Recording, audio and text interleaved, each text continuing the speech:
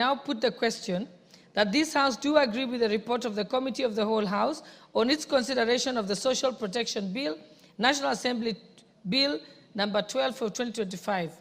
Will as many as of that opinion say aye? Aye. Will as many as of the contrary opinion say nay? The ayes have it. The mover of the bill, Honorable Osoro. Thank you very much, Honorable Speaker. Honorable Speaker, I beg to move that the Social Protection Bill, National Assembly Bill number 12 of 2025, be now read at that time. And I also ask the Honorable Member for Kwanza to second.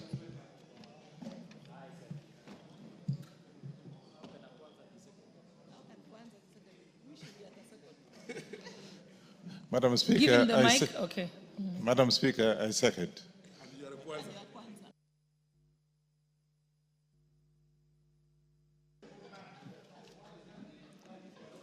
Honorable members, I now propose the question that the Social Protection Bill, National Assembly Bill number 12 of 2025, be now read a third time. May I proceed to the... You'd like? Okay, I'll give you a chance, Honorable Nikal. Thank you, Madam Speaker.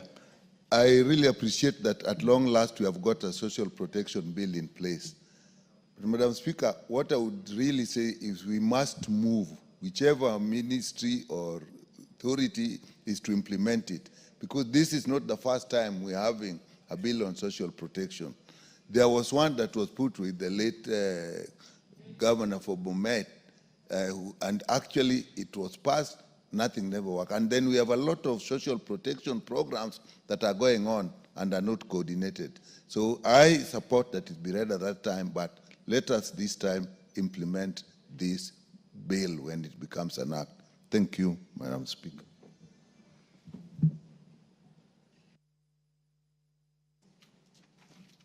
Honorable members, may I now put the question? Honorable members, I therefore put the question that the Social Protection Bill, National Assembly Bill number 12 of 2025 be now read a third time. Will as many as of that opinion say aye? Aye. Will as many as of the contrary opinion say nay? The ayes have it. Honorable Millie Odhiambo, I was expecting you to say something. No, the ayes have it, but I think I'll just give her a chance because I know she's been very passionate about this. Thank you, Madam Speaker, for indulging me on this issue. Indeed, Madam Speaker, actually the reason why I didn't speak is because I'd spoken to it at the second reading, and I know, Madam Speaker, that this is a bill we worked on very passionately with the late Honorable Joyce Laboso. So I want to agree with even Honorable Dr. Nikal that it's a good thing that this bill has passed. And we hope that the government this time will implementing, at least in honor of the late Honorable Joyce Laboso. Thank you. Thank you, Honorable Millie. It should not have been proper for the bill to pass without you saying something, because I know you've been the one who has done the heavy lifting on this particular bill. So next order.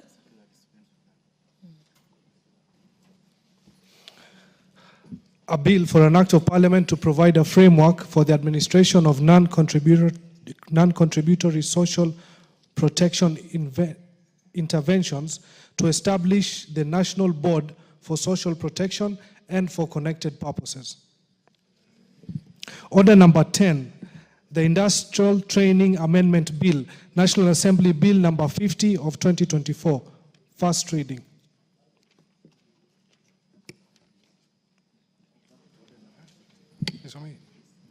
A bill for an act of parliament to amend the Industrial Training Act and for connected purposes.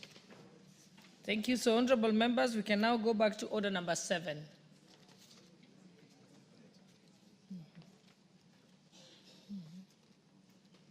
We can go to order number 7.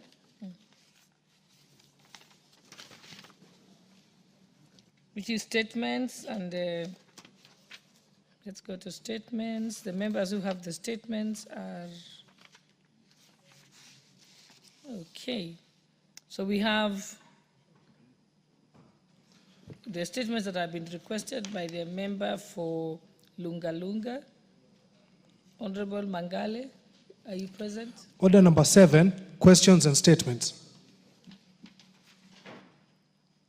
Member for Lunga. Okay, the member is not present, so we shall proceed to the next one. Member for Subukia, Honorable Gashobe. Thank you, Madam Speaker. I wish to request for a statement regarding the murder of Mrs. Wanjiru Ng'ang'a Mutonga and the general rise of insecurity in Subukia constituency. Honorable Speaker, pursuant to Standing Order 44.2c, I rise to request a statement from the chairperson of the Departmental Committee on Administration and Internal Security regarding the murder of Mrs. Wanjiru Ng'ang'a alias Shilo and the general rise of insecurity in Subukia constituency. Honorable Speaker, on 18th April 2025, Ms. Wanjiru Ng'ang'a Mutonga alias Shilo, a young mechanical engineering student aged 20 years, was found murdered under unclear circumstances in a Quiz village, Subukia constituency, Nakuru County. On 17th April 2025, Shiro was working as a motorbike mechanic in a garage at Kiforonjo shopping center. She failed to return home from her workstation, which was uncharacteristic of her.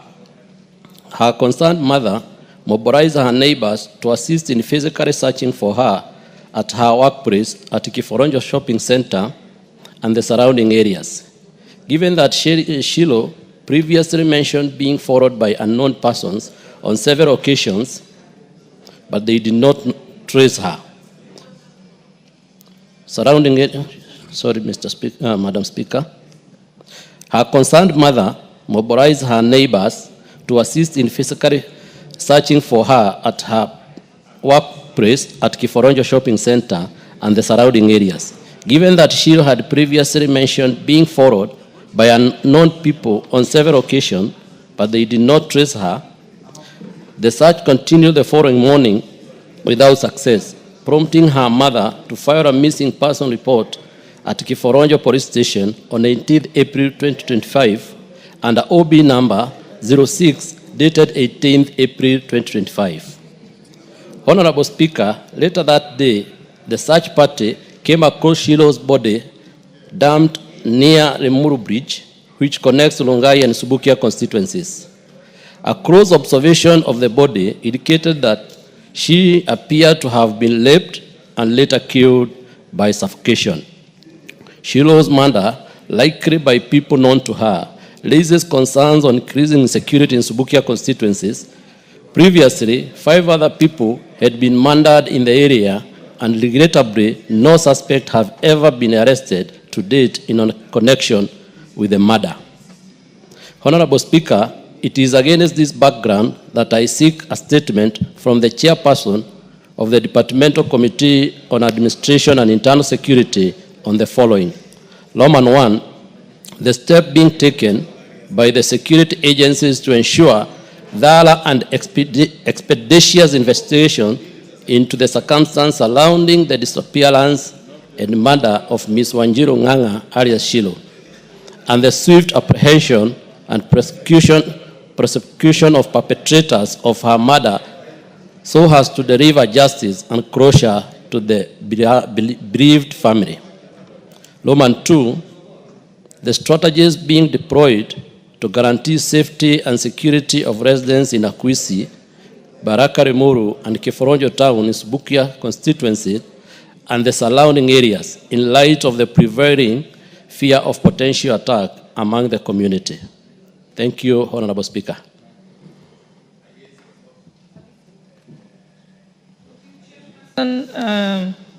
Committee on Administration and Internal Security. Boltongoya is not here. Any member of the committee who can give a commitment on behalf of the committee? Yes, Honorable DK Kiplagat.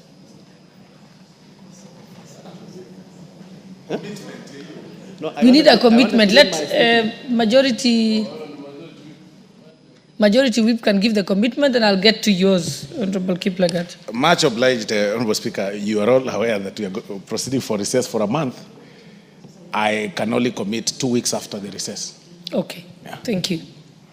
All right, the next request for a statement is from Honorable David Kiplagat, member for Soy constituency. Okay, thank you, Madam Speaker, and sorry for that confusion. I think the whip was causing a lot of confusion. I thought I was to read my statement. Okay, request for a statement regarding the plight of unemployed teachers aged 45 years and above. Honorable Speaker, pursuant to the provision of Standing Order 42.2c, I rise to request for a statement from the chairperson of the Departmental Committee on Education regarding the plight of unemployed, trained, registered, and qualified teachers aged 45 years and above. Honorable Speaker, in 2019, the Employment and Labor Relations Court ruled that the age cap of 45 years imposed by Teacher Service Commission TSC for the recruitment of teachers was unconstitutional, discriminatory, as it violated the right to non-discrimination and denied deserving teachers the opportunity to serve for the remaining years until the retirement age of 60. The court ordered TSC to employ teachers above 45 years without age limitation. Honorable Speaker, despite the 2019 court ruling, many trained, registered, and qualified teachers aged 45 years and above continue to be discriminated against in recruitment. This group of teachers have been continuously applying for jobs, meeting all the recruitment requirements, but are still overlooked in hiring process. This happens despite Kenya facing a severe shortage of teachers, with over 110,000 vacancies reported in 2023, including a deficit of 72,422 teachers in junior secondary school alone. Yet more than 350 qualified teachers remain unemployed, significant number being above 45 years. Their exclusion from recruitment drive has fostered despair and disillusionment, calling for affirmative action by the TSC to offer them employment opportunities before they reach the mandatory retirement age of 60. Honorable Speaker, it is against this background that I request for a statement from the chairperson of the Departmental Committee on Education on the following. I hope the chairperson is listening. Okay. Yes. 1. A request on the number of registered teachers above 45 years who are currently not employed by TSC, indicating their year of graduation, year of registration, the current ages, and distribution countrywide, particularly the sub-counties within Uasin Gishu County. Yeah, and Bomet, no problem. 2, a report on the number of teachers aged 45 years that were absorbed by TSC in the recent recruitment, specifying their distribution, particularly in Uasin Gishu County. 3, efforts being made to implement affirmative action to address the plight of teachers aged above 45 years. And lastly, plans being put in place by the TSC to adjust the current recruitment framework with the aim of discouraging prolonged delays in employment and late entry into the profession. I thank you, Honorable Speaker.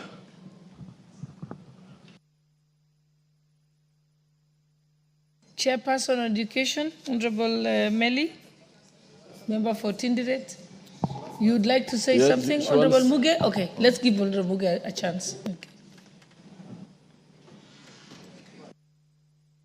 Thank you, Honorable Speaker. I'd like to make a comment, of course, thanking the Honorable DK for that very good statement sought from the Departmental Committee on Education. Honorable Speaker, I have noted with concern that the offices, the sub-county offices, TSC, do not have data, the data that Honorable DK is asking for, Honorable Speaker. Because you cannot be in a country where you have teachers trained and teachers registered through TSC, and when asked to give details of the graduation years of teachers in those sub-counties, you're not able to give, Madam Speaker. It is a very bad show in terms of record keeping and in terms of proper planning in this country. Honorable Speaker, if the details of the records were available, we would be comfortable saying this institution knows how many teachers graduated when and how old they are, and they will be able to use that information to actually inform the decisions that are being made going forward. So we want to ask, Honorable Speaker, that that information be made available so that better and proper decisions can be made. Because without data, you can hardly make a proper decision. Thank you, Madam Speaker. Thank you. Response from the chairperson. Honorable Kamuren, you want to say something? I'll give one more person before I let you respond as chairperson. Honorable Kamuren. Madam Speaker, I want to make it to... Thank you, Madam Speaker, but the goodness is that Kamuren comes from Baringo and I come from Kericho, and I think our fathers actually were confined to those areas, Madam Speaker. Madam Speaker, I want to support what DK has mentioned.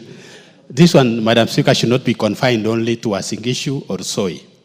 This is a national issue which is affecting all the teachers, especially those who are above 45 years, Madam Speaker.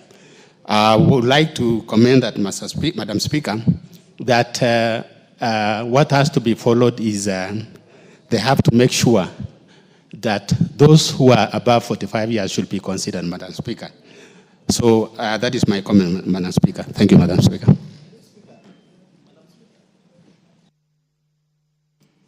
You want to have a second go, Honorable DK? It's okay, I'll just exercise my discretion and allow him. Yes, Honorable DK? Honorable Speaker, I think Mheshimiwa Cherot has made something in passing. This statement is for the whole country. It is not only in Uasin Gishu. What I was just saying is that the fact that I come from Uasin Gishu, I was giving emphasis so that in case the other data are not there, then we can be considered as Uasin Gishu. But this is a national issue that needs to be addressed nationally. Thank you. Thank you. That's the clarification I wanted you to give. Okay, let's go, Honorable Meli, Chairperson for the Education Committee. Thank you, Madam Speaker. I want to thank the Honorable Member for raising this issue. This issue has been said a lot and several times by the Committee of Education, noting that a number of teachers, especially the under 45-year rule, have actually failed to be employed just because of that. And about, I think 3 years ago, the committee met and discussed the issue, and we made it clear that the teacher needs to be employed as much as, even if it is 2 years to retirement, he should be employed. However, this is an issue that cuts across the country, and I want to say that immediately we are back from recess, because we are going today, we shall be able to furnish this house with enough information, but I will request that the Teacher Service Commission themselves, we shall invite them, and I shall invite the Honorable Member and interested members to come before the committee and be able to interrogate this issue further, and therefore develop a very proper policy on employment of teachers, especially putting into regard the age. Thank you, Honorable Speaker.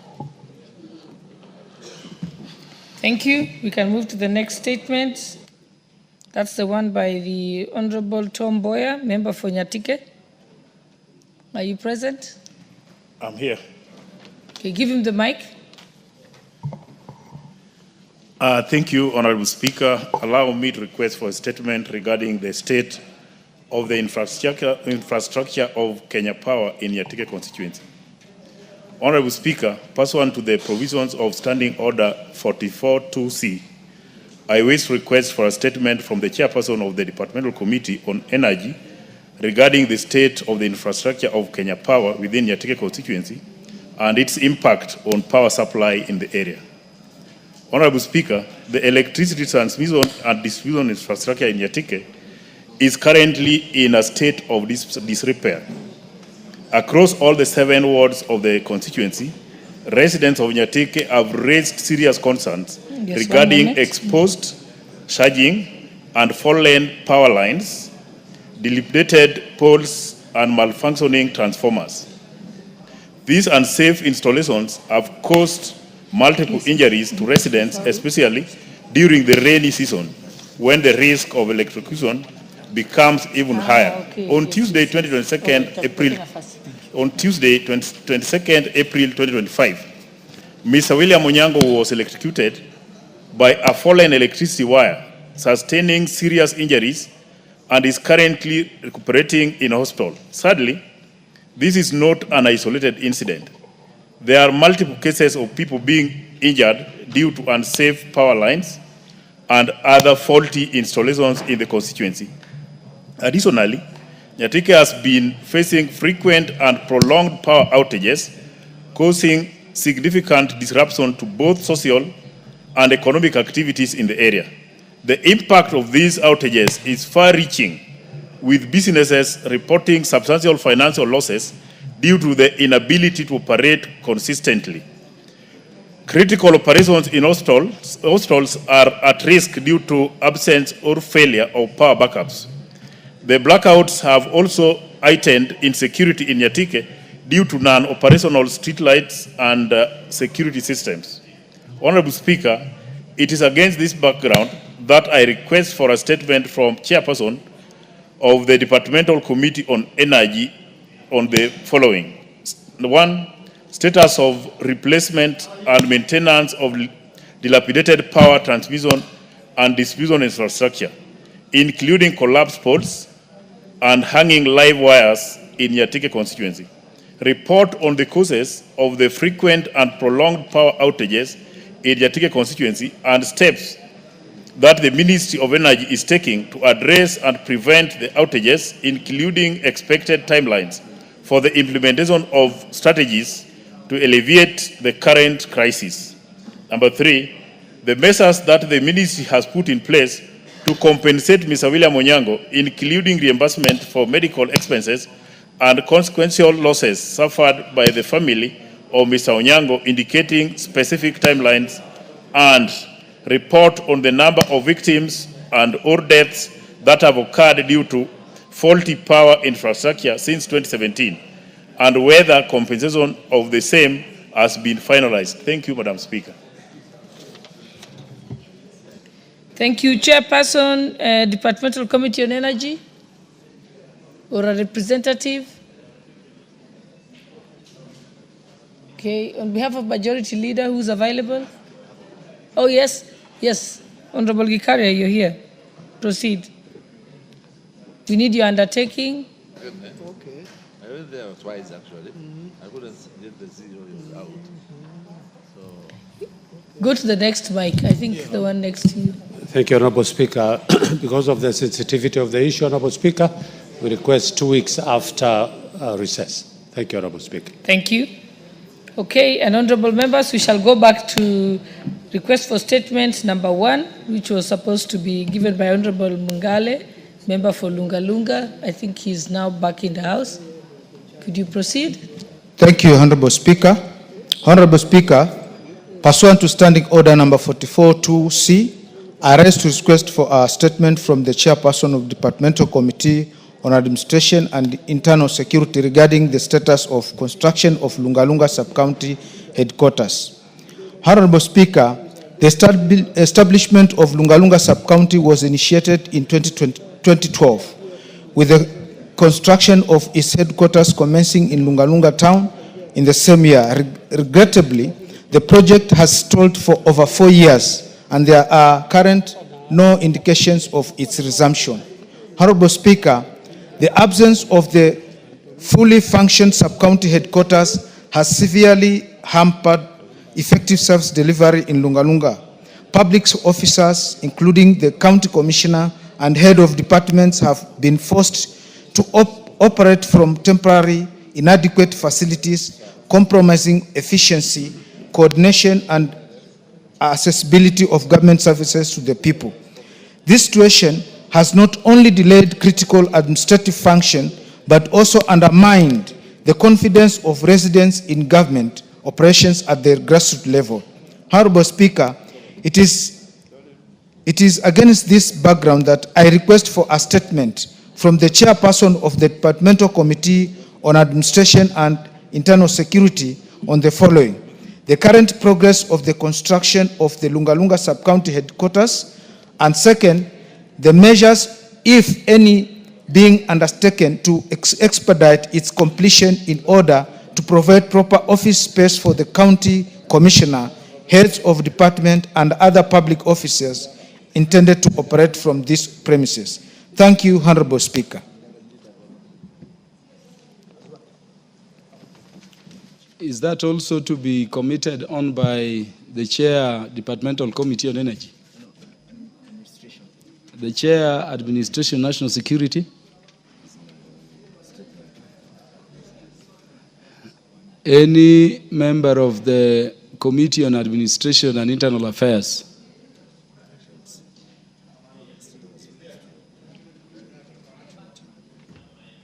Yes, address the matter on behalf of the committee.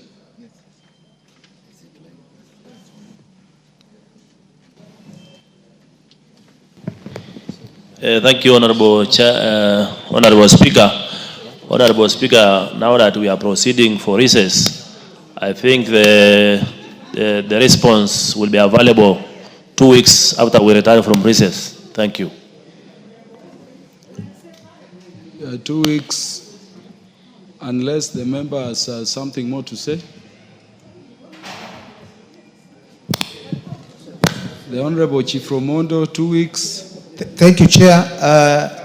Because the response needs a lot of research to get to know where the project has reached and the contract period and all that.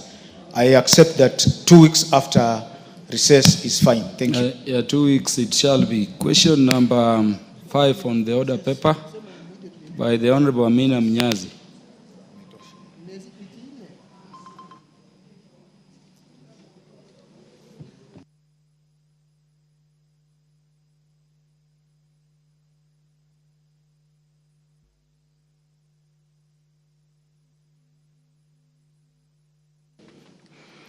The question number 5 on the list for statements is deferred until the member comes to the House or to the future. Question number 6, the question by Honorable Joseph Tunoi.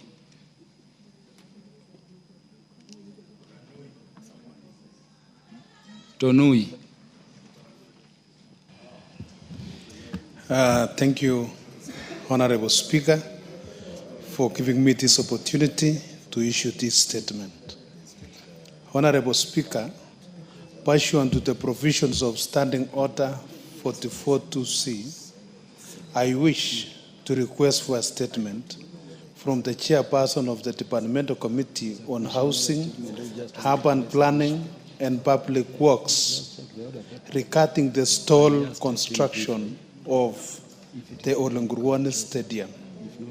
Honorable Speaker, the construction of the Olengurwani Stadium commenced in the year 2012. Honorable Tonu, you're not audible to the House. And Honorable Speaker, the construction of the Olengurwani Stadium commenced in the year 2012 under the national government through the Ministry of Public Works, Housing and Urban Development. However, more than a decade later, the project remains incomplete. This prolonged delay in the construction has not only denied residents access to vital public sporting facility, but also exposed the site to degradation, notably severe soil erosion has taken toll on the parts of the stadium grounds, posing a significant risk of structural collapse and potential loss of public investment if urgent remedial action is not taken. Moreover, with the reported transfer of the project to the county government of Nakuru, it is imperative to clarify whether this was done in accordance with the law. Honorable Speaker, it is against this background that I request for a statement from the chairperson of the Departmental Committee on Housing, Urban Planning, and Public Works on the following. Number one, the terms under which the construction of the Olengurwan Stadium, which was being undertaken by the national government through the Ministry of Public Works, Housing, and Urban Development, was transferred to the county government of Nakuru. Number two, full details of the contract sum for the project, including the total amount paid out at the time of transfer, the outstanding balance, and any indication of the corresponding funds were lawfully and fully transferred to the county government of Nakuru, and whether the process was done according to the law. Number three, reasons that led to the contractor to abandon the construction site despite having received public funds, and what legal action, if any, has been taken to enforce compliance with the contract terms or recover misuse of public funds. Number four, the specific measures or plans the ministry has put in place to ensure that the completion of the stalled construction of Olengurwan Stadium. I thank you, Honorable Speaker. Yeah, that is fine. The chair, the Departmental Committee, Housing, Urban Planning, and Public Works. Yeah, the Vice Chair, the Honorable Rindikiri. Please commit. Yes, I've listened to the statement and the requests. We are proceeding on the 1 month recess. I promise that within 2 weeks of opening, we shall deliver the report. Honorable Tunui.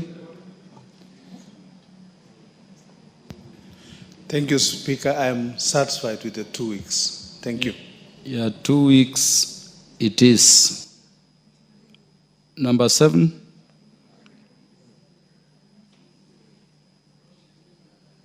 Question number 7, the question by Honorable Cynthia Muge, MP. Thank you, Honorable Speaker. Pursuant to the provisions of Standing Order 44-2C, I rise to request for a statement from the Chairperson Departmental Committee on Labor regarding the welfare of Kenyans working in the Middle East.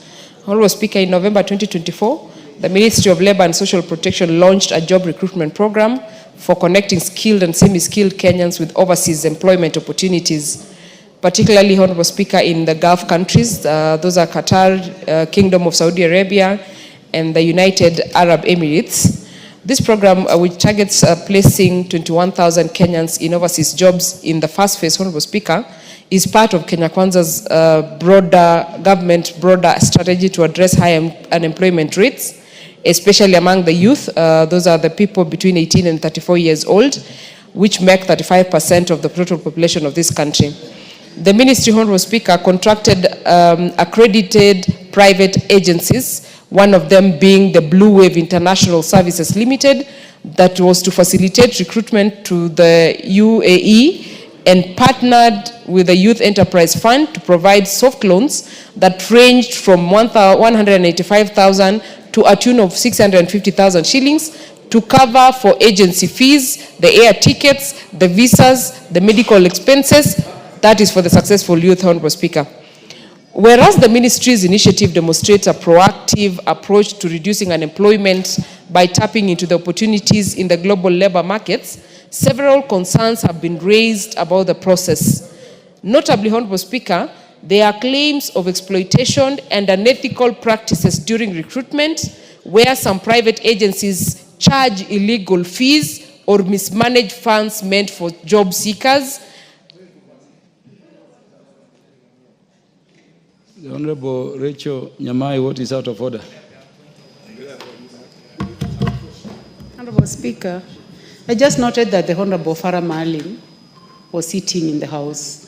And though I've been around for long, I do not know the exact rule about eating in the August House.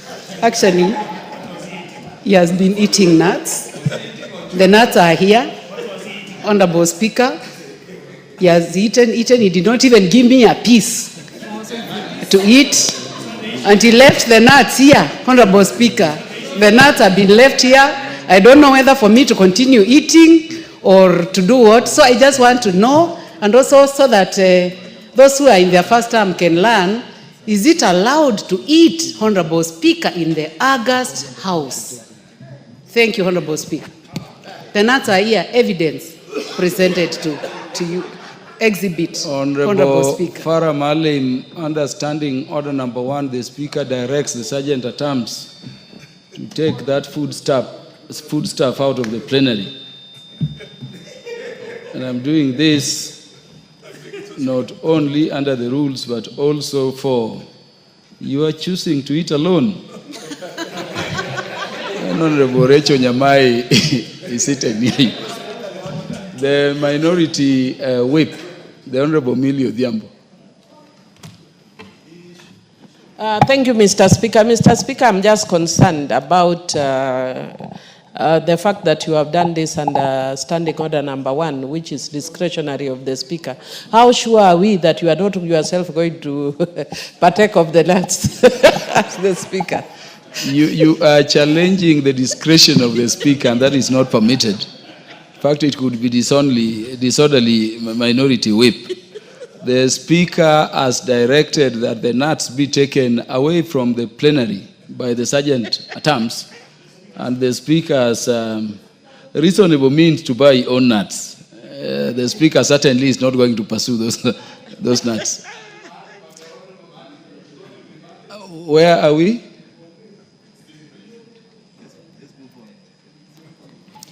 Honorable Speaker, yes, Honorable Cynthia Muge, proceed. Thank you, Honorable Speaker. I'll pick up from my second point, where the Honorable Speaker, whereas the ministry's initiative demonstrates a proactive approach to reducing unemployment by tapping into the opportunities in the global labor markets, several concerns have been raised about the process.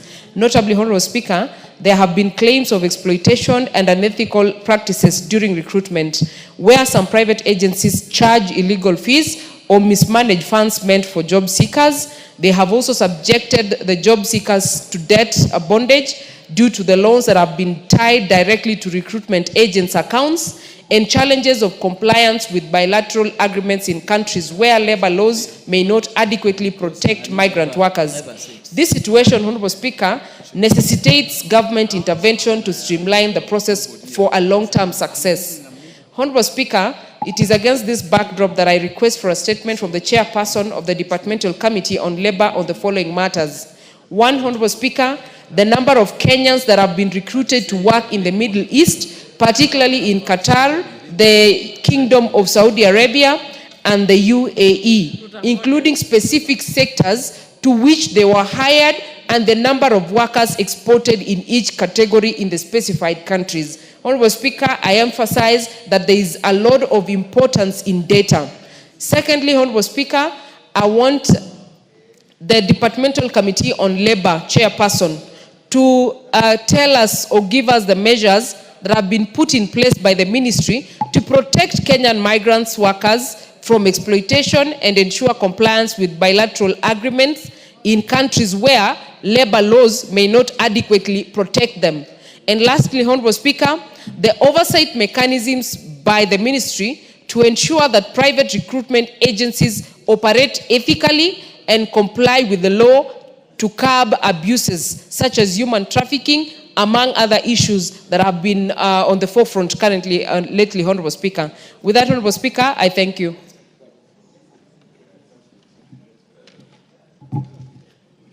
the chair of the Labour Committee. Yes. Are you responding on behalf of the chair, or you have?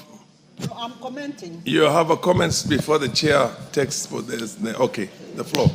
Thank you, Honorable Speaker. Honorable Speaker, I want to say the statement by Honorable Cynthia is of paramount importance in this House. Honorable Speaker, bearing in mind that export of labor from this country is one of the key pillars that we are working under, so that we can have our young people working outside our country.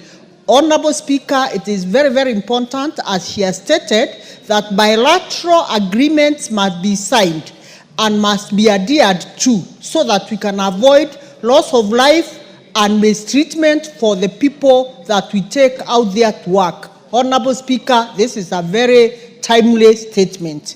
Thank you, Honorable Speaker. Yes, Honorable Milo Diambo, Minority Whip. Thank you, Mr. Speaker. Mr. Speaker, I just want to thank Honorable Cynthia Muge for raising this issue, and especially the concerns over issues of possibility of trafficking of persons. And we have seen very many cases of women who are mistreated when they're out. Mr. Speaker, I'm just requesting that if the Honorable Member could consider asking the relevant ministry to consider long-term change of policy. Many countries with the migrant workers are working towards employment opportunities at home. If you go to the Philippines, everybody who wants to get elected gets one, their agenda is how to see their own people back home. They are moving away from sending their people home, away from home, but we are doing a deliberate policy to send people away from home. Can we consider, is it something that you can consider as a policy, if it could be raised, of creating jobs at home, however humble they are? Thank you.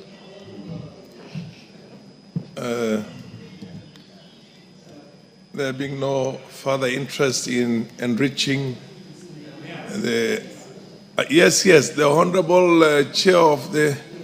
Proceed. Honorable Speaker, I want to echo what Millie has indicated. Honorable Speaker, this aspect of export of labor, it is becoming a menace. Just as the other day we saw on the television, now the government is being accused itself. You can imagine if a government is being accused that they have taken people's money and they have not been able to deliver the promises. I think what Millie has said, Honorable Speaker, we need to do a deliberate effort on a policy to be able to create jobs locally here. Instead of, we appreciate that the diaspora and what is remitted back to the country really assists in the economic growth. But it is important, Honorable Speaker, that we do and deliberately put into place measures that will create jobs locally, particularly on matters to do with industrialization and manufacturing, because that is key. And what you are doing from the counties through the national government, I think that is where we need to go, Honorable Speaker, so that we can be able, instead of all this madness of sending our children to be, mistreated away from the country. Thank you, Honorable Speaker. Yes, the Honorable Kaluma.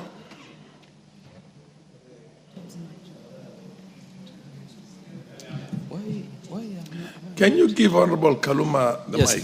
I thank you very much, Honorable Speaker. Honorable Speaker, I'm just from a meeting by IMF and World Bank, where it was confirmed that by 2035, barely 10 years from now, we'll be having a population surge of 1.2 billion young people seeking opportunities for jobs. In the globe. Across the globe. And the numbers are even bigger in developing countries.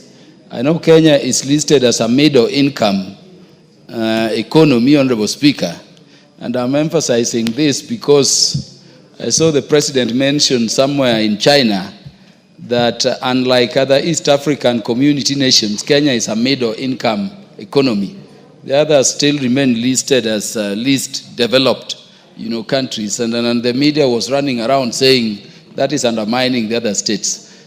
That, of course, is the fact. And Kenya is at a disadvantage because of that categorization as a middle income state, as the President explained. But, Honorable Speaker, the consequence is that we may not have sufficient engagement or job opportunities for our young people. And this would necessitate that where our young population is surging, they will be seeking opportunities in states where the older population are the majority. What needs to be interrogated by the committee as they respond back to us, Honorable Speaker, is how we can ensure that our people, the citizens of Kenya going outside of our territory, have job opportunities, can participate in the local economy, but are also protected in terms of the surrounding labor practices. And I think this should not be looked at just in terms of the Middle East, but globally, all across. Otherwise, Honorable Speaker, this current administration, I have to commend the President. He's doing very well. When I was in Washington, I was shocked.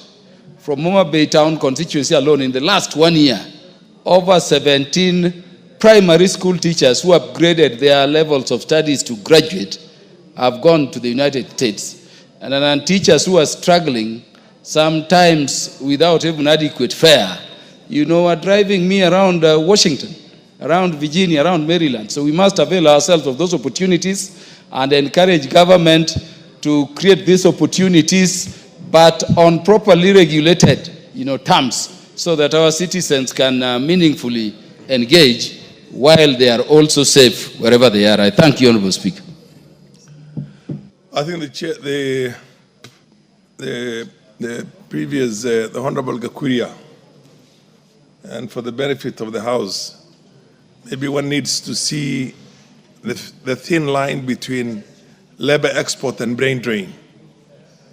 When you export out of the country drivers and security guards and maids, I mean, how much is that a brain drain? That's not a brain drain. And it's important that the nation, in my opinion, the chair notes that there's a need for both protection for the people who go there for casual purposes and they do not need any skills, but at the same time, to see if some of the skills can be retained in here, particularly for industrialization. But I don't know how much of that industrial labor, blue collar, cadre, goes to the Middle East to go and work in industries in the Middle East. Yes, Honorable Adan of...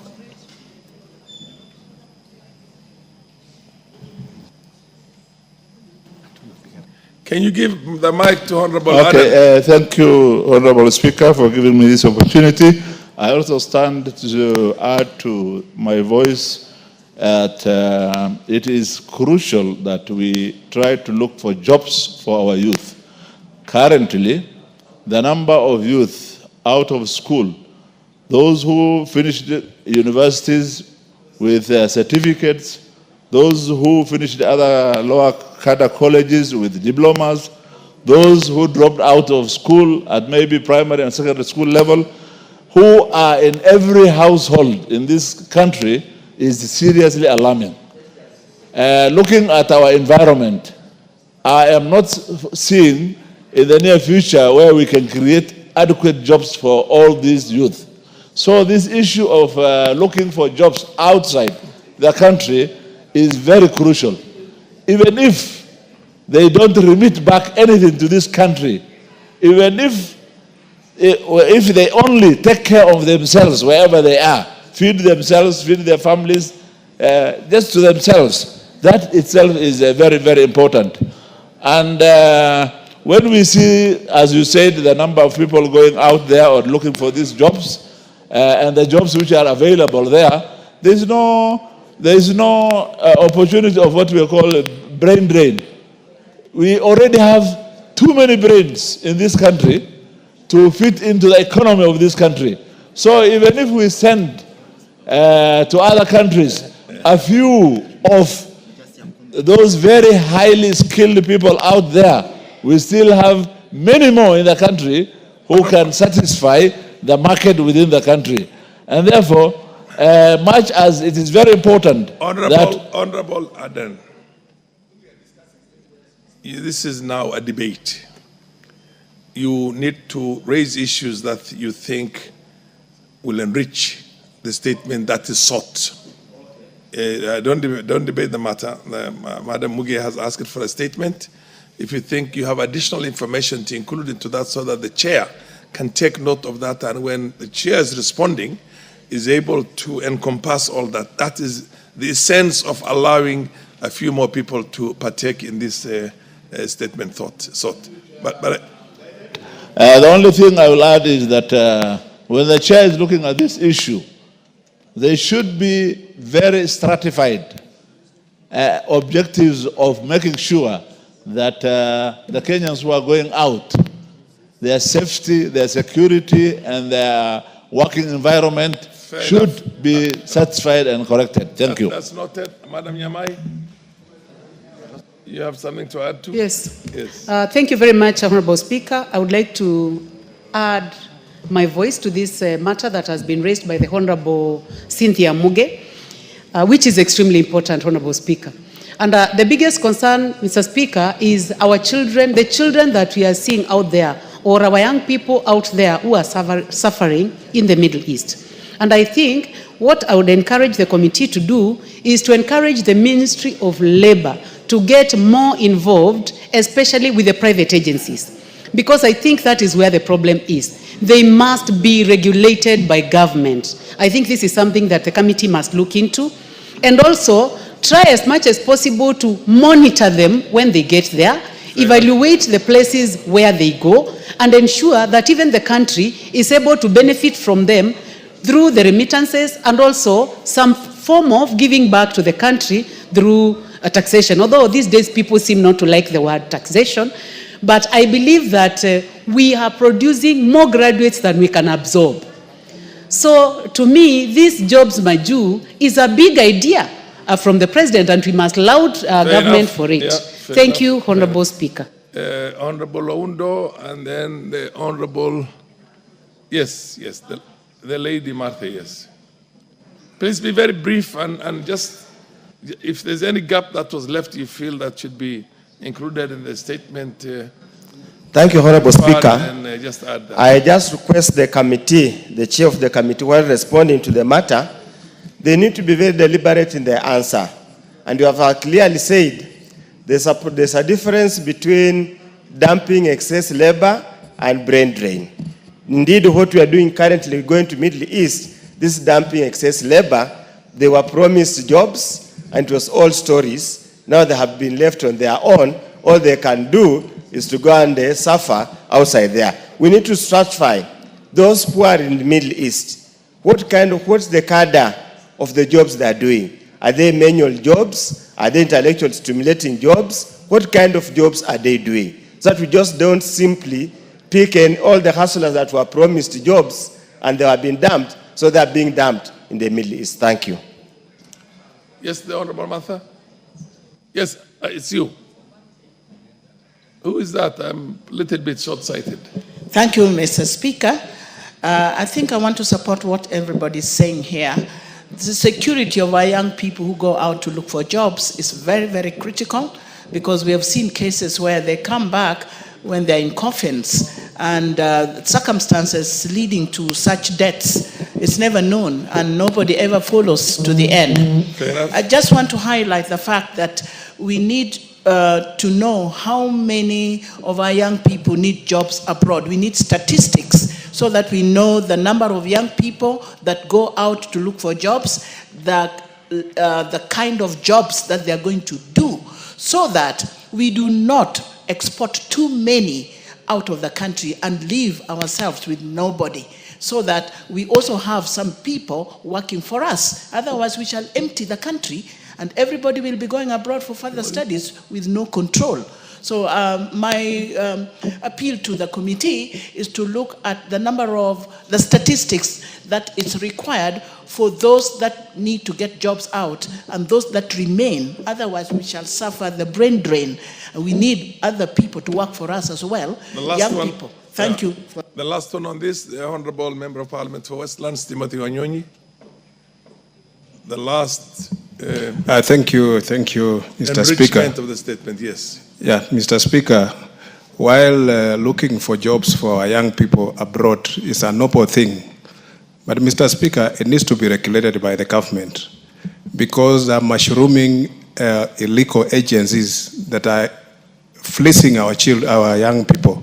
They're getting as much money from them and then just abandoning them or disappearing without anything. So the government must be serious about it, regulate it, and make sure even those agencies peddling this, they must be properly, Mr. Speaker, regulated by the government. Thank you. Fair enough. The MP for Kesses is the very last one now.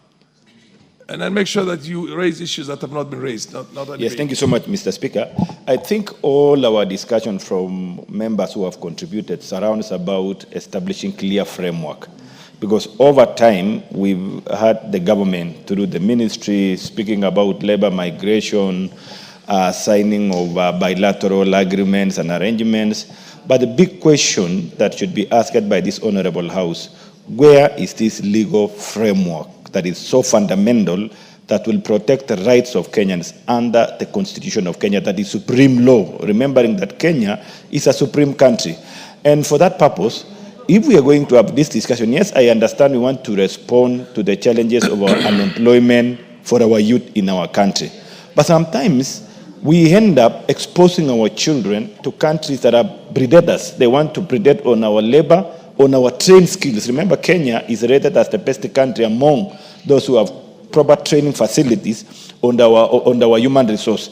The other day we saw a report in Moi Teaching and Referral Hospital where nurses who have been trained, who have acquired experience to provide services, healthcare services and support of nursing at the only second referral hospital, most of them have left the country. Now the institution is struggling. They don't have enough budget to go back to employ. And even if they go back to market to employ, where are they going to get people who have been trained to handle special cases of referral? Remember, a facility like Moi Teaching and Referral, which is a referral facility, has got special cases of treatment and handling of those patients that require specific nurses to handle that. So, Mr. Speaker, I think it is rightful that this house needs to rise, and let us begin to think around and guide on these ones. Thank you so much, Mr. The chair of the committee or a member of the committee who is going to, or the majority leader, majority whip, who is here for this matter?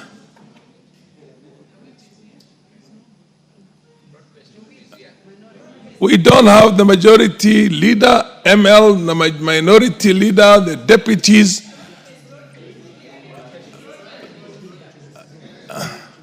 Is there a member of the Labour Committee here in the House?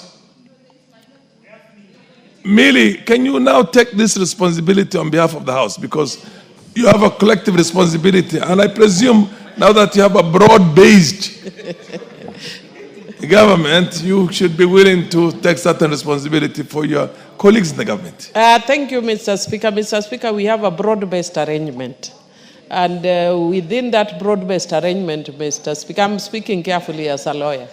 And within that broad-based arrangement, Mr. Speaker, I undertake that this matter will be responded to within 2 weeks of return because of its urgency. Within 2 weeks? After we resume.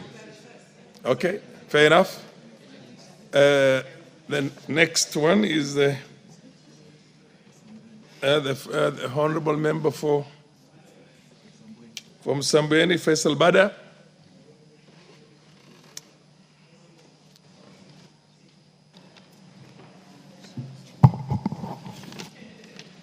Asante. Asante Mheshimiwa Spika.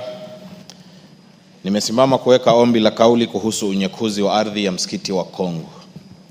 Mheshimiwa Spika, kwa mujibu wa kanuni za kudumu 44(2) cha nasimama kuomba kauli kutoka kwa mwenyekiti wa kamati ya kiidara ya ardhi kuhusiana na unyekuzi wa ardhi ya umma ya msikiti wa Kongo katika eneo bunge la Msambweni. Mheshimiwa Spika, msikiti wa Kongo una dhima ya kihistoria na kidini kwa kuwa ulijengwa katika karne ya 14 ya awali na Wajemi Mheshimiwa Spika, Wajemi ni Persians. Msikiti huu ulitambuliwa kwa mara ya kwanza kama kumbukumbu la kitaifa na serikali ya kikoloni mnamo mwezi Juni mwaka wa 1927. Baada ya Kenya kupata uhuru, msikiti wa Kongo pamoja na ardhi inayoizunguka ulitangazwa rasmi kuwa kumbukumbu la kitaifa lililolindwa chini ya sheria. Hata hivyo, mnamo mwaka 1986 inadaiwa kwamba watu fulani walishirikiana na maafisa waandamizi wa serikali kutekeleza njama ya kumilikishwa ardhi hiyo kwa rais wa wakati huo, hayati Daniel Toroitich arap Moi, kwa njia ya udanganyifu na isiyo ya halali. Mnamo mwaka wa 2009 akiwa amestaafu, hayati Rais Moi alifahamishwa kuhusu umilikishaji huo usio halali, na kwa hiari yake alirejesha hati miliki ya ardhi hiyo kwa msajili wa hati. Hatua hii ilipelekea kubatilishwa kwa hati miliki hiyo na kurejesha hali ya umiliki wa ardhi hiyo kuwa ya umma kama ilivyotambuliwa tangu mwaka wa 1927. Mheshimiwa Spika, kutokana na hatua hizo, serikali ilitenga ardhi hiyo kwa manufaa ya jamii ya Waislamu wanaoswali katika msikiti wa Kongo na kutoa hati mbili. Hati nambari 55034 kwa msikiti wa Kongo na hati nambari 55035 kwa kituo cha Kiislamu wa Kwale. Serikali iliteua katibu mtendaji katika Wizara ya Hazina ya Taifa kuwa mdhamini wa hati miliki za ardhi hiyo. Mnamo mwaka wa 2012, aliyekuwa waziri mkuu wakati huo, Mheshimiwa Raila Odinga maarufu Baba, alizikabidhi hati miliki hizo kwa jamii nufaika. Mheshimiwa Spika, mnamo mwezi Machi mwaka 2025, jamii hiyo ilishangaa kugundua kuwa kipande hicho cha ardhi kilikuwa kimetangazwa kuuzwa kwa bei ya shilingi bilioni 1,445,000. Watu wanaodaiwa kumiliki ardhi hiyo ni Bwana Mohamed Hamisi Mwachumba na Bwana Ali Mwadarashi Mwagariche, wanaodai kuwa walipata hati miliki ya ardhi hiyo tarehe 17 Februari mwaka 2025. Jambo ambalo linastabisha, ikifahamika kwamba ardhi hiyo imekuwa ya umma tangu mwaka wa 1927 na kudumishwa baada ya Kenya kuwa nchi huru. Mheshimiwa Spika, ni kutokana na hali hii ndipo ninaomba kauli kutoka kwa mwenyekiti wa kamati ya kiidara ya ardhi kuhusu masuala yafuatayo. 1. Maelezo kuhusu namna ambavyo ardhi ya msikiti wa Kongo inayojulikana kuwa ya umma na iliyotangazwa kama eneo la kumbukumbu la kitaifa lililolindwa ilisajiliwa kwa umiliki wa kibinafsi. 2. Hatua zinazochukuliwa na Wizara ya Ardhi pamoja na Tume ya Kitaifa ya Ardhi kukabiliana na unyakuzi huu wa ardhi ya msikiti wa Kongo. 3. Mikakati iliyowekwa kulinda eneo hilo kama kumbukumbu la kitaifa linalolindwa. Na 4 na ya mwisho ni maelezo ya kina kuhusu jinsi wizara pamoja na Tume ya Kitaifa ya Ardhi zinavyokusudia kuwezesha kurejeshwa kwa ardhi hiyo kwa wamiliki halali ambao ni jamii ya Waislamu wa msikiti wa Kongo. Asante Mheshimiwa Spika.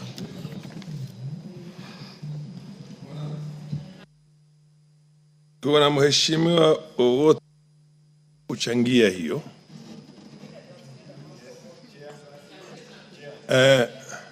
Mheshimiwa dada yetu kutoka sehemu hizo pia Mombasa nafikiri. Basi asante sana Mheshimiwa Spika kwa kunipa fursa hii. Nami pia nibaki katika kumbukumbu za bunge hili kuunga mkono hoja iliyoletwa na Mheshimiwa mbunge wa Msambweni ambaye ametoka katika constituency mojawapo ambayo mimi pia ninamiliki. Mheshimiwa Spika, sisi kama watu wa Kwale tulitamaushwa pakubwa na jambo hili. Mheshimiwa Spika, mimi naiunga mkono hoja hii kwa sababu ni mtoto wa Kiislamu na ninaielewa historia kamili kama vile Mheshimiwa Faisal alivyoizungumzia. Mheshimiwa Spika, ardhi ya Kongo ya msikiti ni mahali patakatifu. Ni jambo la kuchangaza. Wezi, mimi nitawaita wezi, walaghai, waliokuja na kuweza kusema ardhi ile wao ndio wamiliki. Historia inajieleza vizuri sana Mheshimiwa Spika kwamba ardhi ile ni ardhi ya msikiti. Na ilipatikana kwa njia gani? Historia Mheshimiwa Faisal ameieleza. Haiwezekani kuwa mtu ametokezea hivi majuzi na anasema anataka kumiliki ardhi ile. Ile ni ardhi ya kihistoria. Mheshimiwa Spika, ardhi ya Kongo haiuziki na haiwezi kuuzwa. Ninalaani vikali jambo hili, na pia na mimi naongezea kamati ya ardhi ya bunge hili iweze kuingilia kati, lakini historia inajieleza vizuri sana. Asante sana Mheshimiwa Spika, na nikome hapo. Mheshimiwa wa Keses, uangalie jinsi unavyoweza kuboresha hiyo Mr. Speaker, unanipatia mtihani mkubwa sana. Endelea basi. Waje niongee kwa lugha ya Kimombo. Nitaongea kwa lugha ya Kimombo. Sasa. Asante. Thank you so much, Mr. Speaker. In any case, even if I want to respond word by word, be very sure that the Honorable Member Msambweni has already confused me.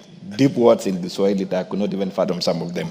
Now, Mr. Speaker, but on this particular issue, it is increasingly becoming a big problem where either public land or community land are changing hands all of a sudden, and it's becoming rampant. Of late, we are realizing a lot of cases here and there. Not even forgetting that we have a pending serious issue, grievous issue that has involved people dying. Unachangia hoja, sisi tunataka uchangie ile statement inaitwaje kwa Kiswahili? Kauli. Kawira. Kauli. Kauli. Wewe unachangia usaidia ile kauli changia kauli. Usianze hoja. Bwana Kaluma. Asante. So, ninapochangia Bwana Speaker ni kwamba imebidi kupitia mambo kama haya ambayo yametukia kila mahali, kwamba wizara husika ianze kuangazia ni nini kinaleta shida. Imetosha. Asante. Mheshimiwa Kaluma.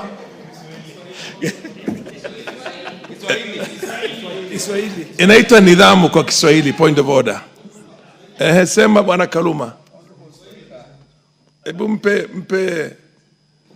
Honorable Speaker, I'm standing under Article 27 of the Constitution, which speaks to the matter that nobody shall be discriminated based on any consideration, including language. Yeah. Honorable Speaker, the question being raised by Honorable Faisal Bade here is a very serious question. I remember the last time I saw Prime Minister Raila Odinga is when he was meeting the PS for lands over this very matter. Yes. And you know, when Baba meets and commits by any means, including on X account, that action is being taken, it is a serious issue.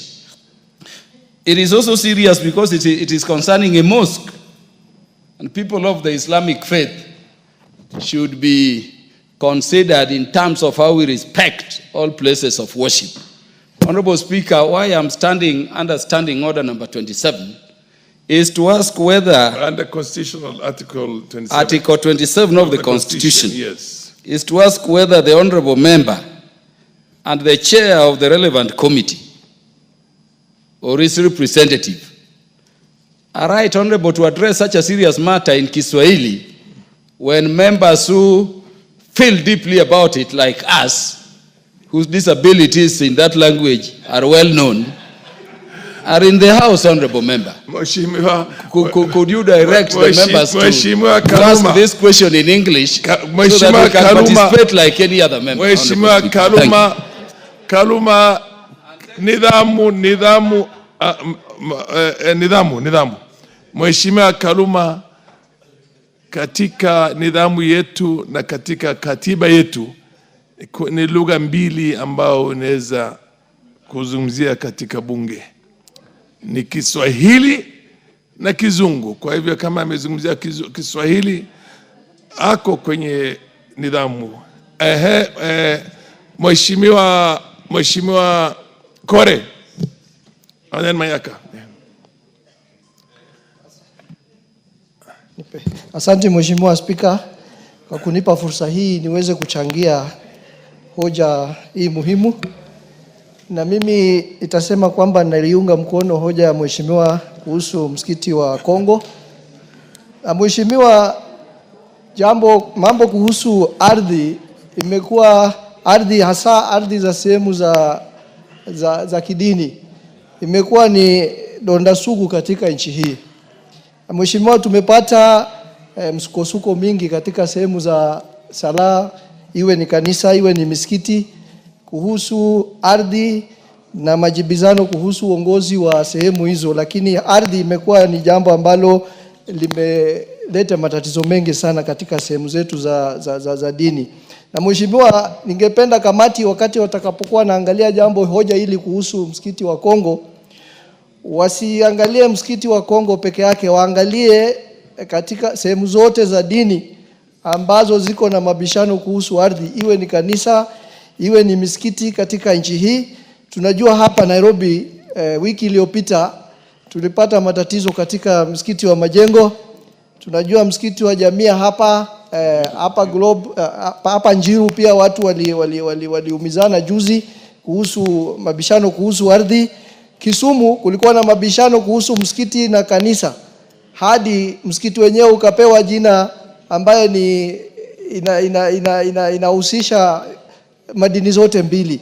Kwa hivyo majibizano aina hii kuhusu ardhi katika sehemu za maombi ni nyingi, na ningependa kamati iangazie sehemu zote ambazo ziko na mabishano. Asante. Amekusikia kamati. Mayaka, alafu chairman ya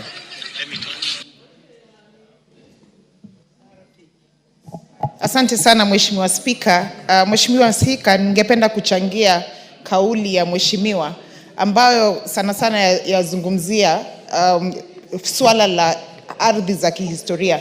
Mheshimiwa Spika, ardhi za kihistoria na ardhi za kidini ni mambo ambayo kamati ambayo inaitwa National Heritage ama kamati ya kukuza kitaifa inafaa iangalie kabisa swala hili, na inafaa ya kuwa tuwe na sera ama policy ili tuweze kujua kama taifa, katika taifa letu la Kenya, ni wapi ambapo tuko na ardhi za kihistoria ambazo hazijateuliwa, ambazo hazijalindwa, ambazo hazijazingatiwa kwenye sheria, ili tuweze kuhakikisha ya kwamba zimekuwa na ulinzi ambao uko tafakari kabisa. Kwa hivyo Mheshimiwa Spika, nashukuru Mheshimiwa huyu kwa kuleta kauli hili, na ningependa kwamba kamati ambayo itaenda kuangalia jambo hili liweze kuangalia ni sera gani ambayo tunaweza leta ili tupate swala hili la ardhi za kihistoria kuweza kutatuliwa kihaswa. Asante sana Mheshimiwa Spika.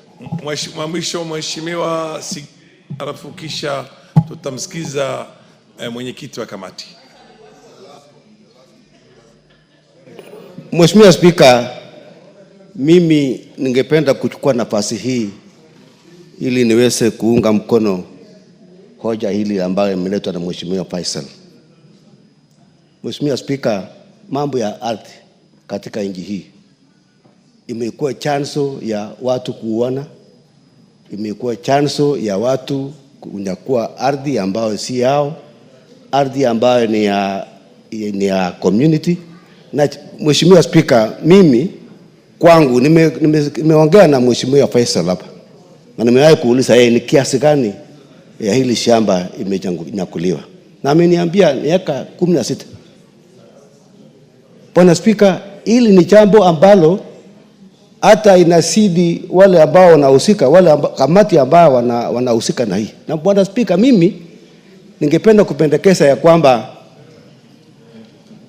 waziri wa ardhi mwenyewe aweze kufika hapa baada ya likizo ambayo tunaelekea leo.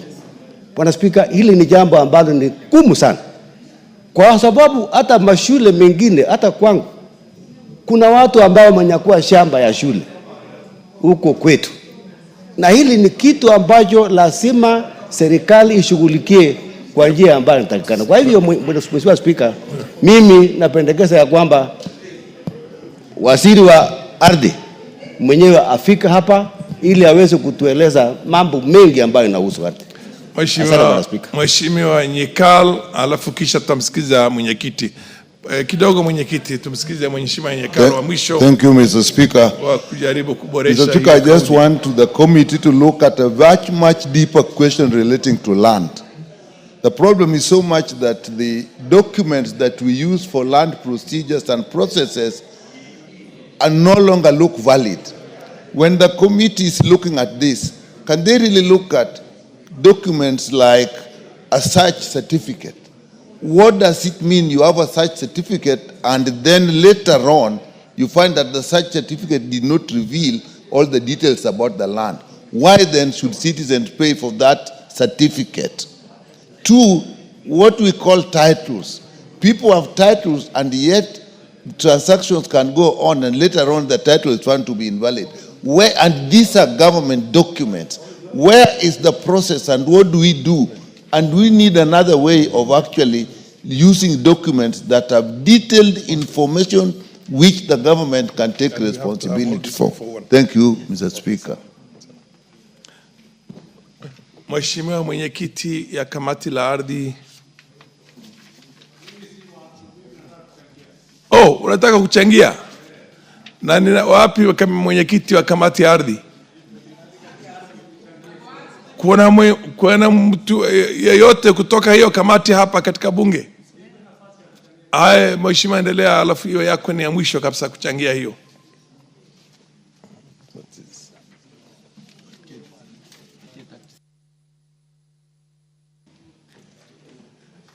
Mheshimiwa Spika, nashukuru kwa kunipa nafasi hii. Mwanzo nichangie ndugu yangu Faisal kwa ile mambo ambaye amesema. Lakini Mheshimiwa Spika, kitu cha kwanza ambaye sijui katika ombi ya hiyo request yake kama alisema, Mheshimiwa Spika, hatuwezi kuwa na land officers ambaye wanashiriki kwenda kufanya maovu haya ambaye yanakuja kubadilisha hata kunyakua misikiti na ardhi za makanisa.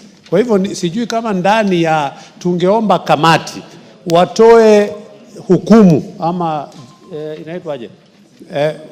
Hiyo hukumu kwa wale ambaye waofisa wa mashamba walihusika katika ubadilishaji wa haya. Pili, vile ndugu yangu amesema kulete waziri hapa. Mbeleni tuliambiwa ya kwamba wanaenda katika system ya kidijitali kuweka mashamba katika system ndio tuweze kuondoa, pengine ndio tuweze kujua kama hiyo system ya kidijitali inaendelea katika ile kusajilisha wamiliki wa mashamba. Kwa sababu tukiendelea na hii mambo ya kawaida hii ya manyu, hiyo ndio inatusumbua zaidi. Kwa hivyo ningependa kamati itoe hukumu kwa wale maofisa wa mashamba ambayo walihusika katika uporaji wa shamba hili la msikiti. Asante kama hakuna mtu kutoka ni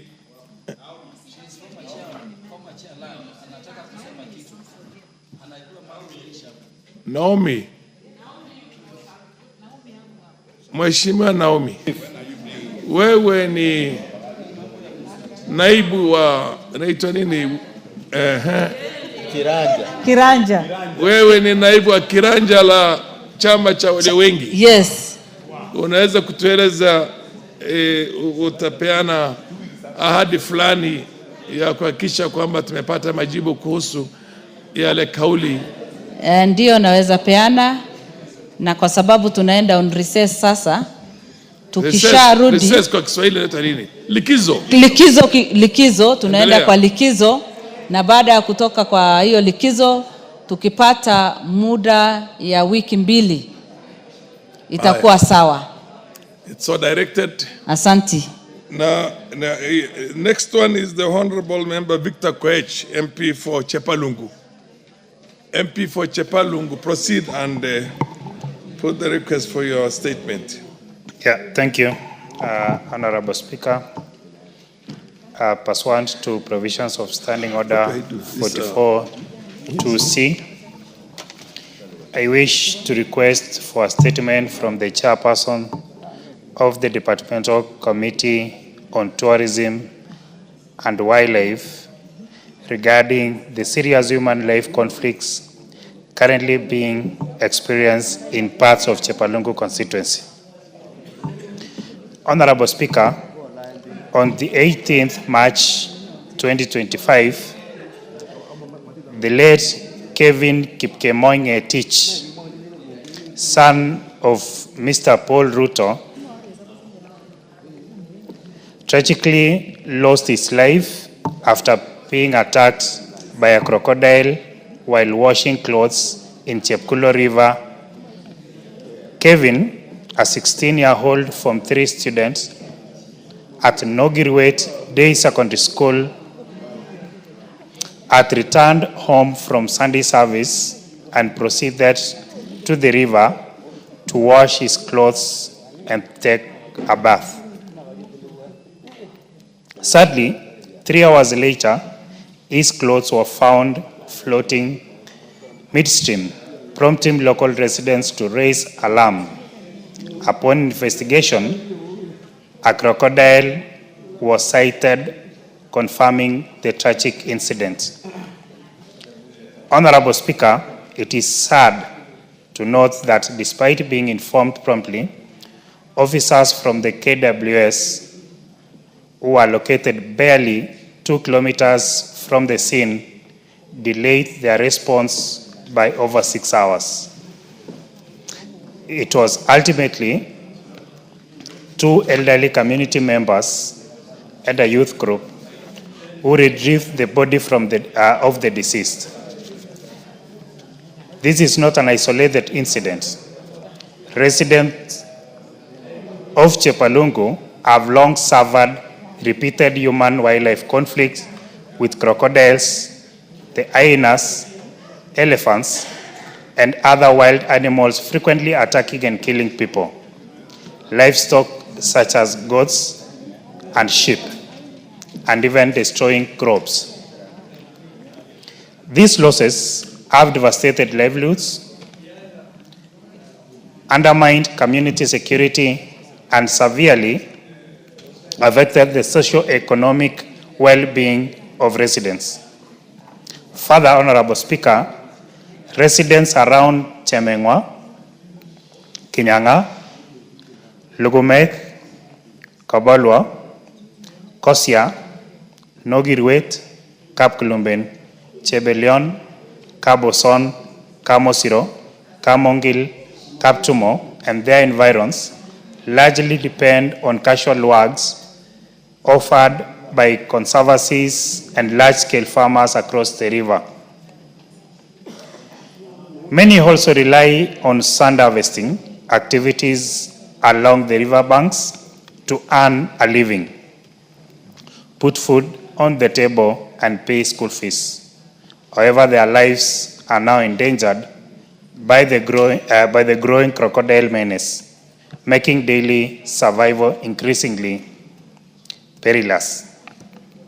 Honorable Speaker, it is against this background that I request for a statement from the chairperson of the Departmental Committee on Tourism and Wildlife on the following: a detailed report on the measures taken by the Ministry and the KWS to mitigate human-wildlife conflicts in Chepalungu and the wider Bomet County.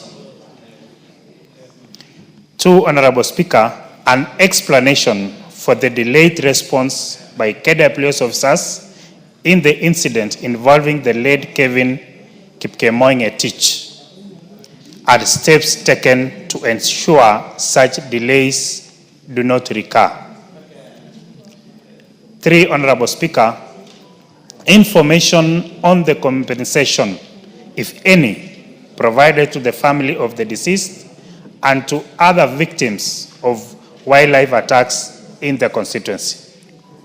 Number 4, Honorable Speaker, details of a long-term strategies the ministry is implementing to prevent loss of life, protect livelihoods, and secure communities from recurring wildlife threats. And lastly, Honorable Speaker, number 5 is plans by the ministry to assist affected communities. For instance, construction of at least 2 footbridges across the river under the Kenya Wildlife Service Corporate Social Responsibility (CSR) programs to enhance residents' safety. I thank you, Honorable Speaker. We have another statement which is sought by Marianne Keitani for the same committee, and I will direct that you take it also so that they can respond to it all at the same time. These are very similar statements being sought. Yes, thank you, Honorable Speaker. Honorable Speaker, pursuant to the provisions of Standing Order number 44 2C, I rise to request for a statement from the Chairperson of the Departmental Committee on Tourism and Wildlife regarding an incident of human-wildlife conflict in Chepkilot village in Aldai constituency. Honorable Speaker, there has been an increase of incidents of human-wildlife conflict in Aldai constituency. Notably, on the 14th of April 2025, a wild animal attacked and killed 6 sheep belonging to Mr. Josiah Kipkemboi Tanui of ID number 22154512 in Chepkilot village in Aldai constituency. The matter was reported to Bonjoge Police Post under OB number OB 0514/04/2025. Similarly, on 13th of April 2025, 14 sheep were attacked and killed in the same village by wild animals. The attacks have left the families in a state of fear and agony, while also threatening their livelihoods as the wild animals target their livestock. Honorable Speaker, it's against this background that I request for a statement from the Chairperson on the Departmental Committee on Tourism and Wildlife on the following. 1 is a report on the measures being taken by the government to address the cases of human-wildlife conflict in Aldai constituency, and 2, measures being put in place by the government to compensate Mr. Josiah Kipkemboi Tanui and other victims who have suffered the wildlife attacks in Chepkilot village in Aldai constituency. I thank you, Honorable Speaker. There is not much interest. It's a very straightforward thing. Straightforward statement being sought. Yes, Kurgat, you have something to add to. Yes, Mr. Speaker, just to enrich the question that has been asked, especially by the Member of Parliament from Chepalungu, Victor Koech. Just, first of all, condolences to the loss of that young man. I feel that we need to know, is there any service level agreement, a turnaround time, because the station that is in the region is barely 2 kilometers away, and they were not able to respond. Why do we have a station there? What is the service level agreement that is existing or that should be there? And secondly, is it possible also to have KWS and the ministry to be able to map all regions in our country so that we know in particular areas, these are the risks that are possibly possible to happen in particular regions, because to lose a young man in such a sense of what you've been told is very, very sad, and we should not be able to lose any life if people are informed of the dangers that exist in particular regions. So I think we need to have a broad an information about that, the mapping of all possible regions that could have a conflict between the wildlife and the communities around there. Thank you. You have already made your point. We just want to listen to the chair of the committee to give an undertaking, and if the chair is not in, then the Deputy Whip of Majority, Honorable Naomi Wako, give an undertaking on both statements, on both issues, the matter raised by Honorable MP for Chepalungu. Yeah. And the MP for Madam Keitani can be responded to, because they're very similar. Yeah, thank you, Honorable Speaker, and I'll make sure that we'll pass the message to the chairs, and 2 weeks after our recess, they'll be able to get their response. Thank you. Thank you. Yes, Honorable the MP for Chepalungu. I hesitate to call you the name you want me to call you. You said you are called Mandazi. Yes, Mandazi is my name. I wasn't happy you're eating groundnuts here. I wish you were eating Mandazi, Honorable Speaker. You want me to address you as Mandazi? Proceed. Yeah, thank you. I hope I don't see somebody else. I was making a request. Proceed. Yes, I was making a request, Mr. Speaker, and I still write to the Departmental Committee Chair on Tourism to appear as a friend to the committee when the DG, together with the PS or any personnel from KWS, will be called by the committee, maybe to respond to this particular statement. I would wish for a direction that I be allowed to attend as a friend to the committee. Thank you, Honorable Speaker. The Honorable Deputy Whip, Chief Whip, you think you can take that responsibility to create that basically a rendezvous between the honorable member who is seeking the statement and the PS and the people who are involved in that. Yeah, let me liaise with the chair and then we revert. Okay. Thank you. There is another statement that was sought on this statement by the chairperson of the Committee on Parliamentary Broadcasting and Library. We will defer this one to the afternoon. And we defer this one to the afternoon. Now we're going for the responses. There was a status of Mavoko water supply by the Honorable statement which was sought by the Honorable Joyce Kamene, Machakos County MP, on Blue Economy, Water and Irrigation. Where is the chair of that committee? Thank you, Honorable Speaker. Yes. Honorable Speaker. Is Madam Kamene in the House? Yes, I can see you. Proceed. Honorable Speaker, on 4th of March 2025, the Honorable Joyce Kamene, the Member of Parliament for Machakos County, rose to ask a statement in regard to Mavoko water supply. And the Honorable Speaker, the Honorable Member, was seeking the status of implementation of Mavoko drinking water supply project jointly funded by the Kenya government and the Belgian government. And then number two, the Honorable Speaker, the Honorable Member was also seeking the steps taken by the ministry to ensure the completion of the project and the expected timelines for its completion. Number three, Honorable Speaker, the Honorable Member is seeking the interim measures being taken by the ministry to address the water scarcity faced by the residents to protect them from the unscrupulous water vendors in Mavoko. The Honorable Speaker, I have a statement from the CS Water. And the Honorable Speaker, the Ministry of Water and Irrigation through the Tanati Water Works Development Agency is the responsible for the implementation of Mavoko water supply project. And Mr. Speaker, I wish to respond as follows.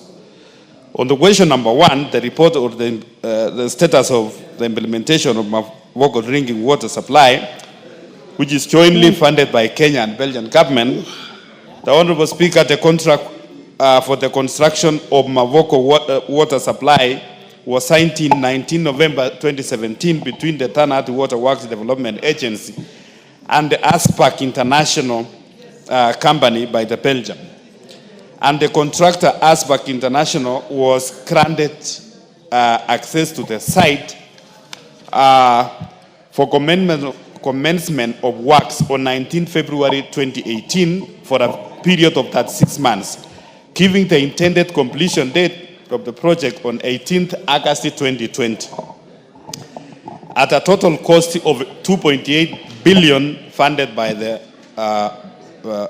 Bank of Belgium government, Mr. Speaker, and also some part of it by the GOK.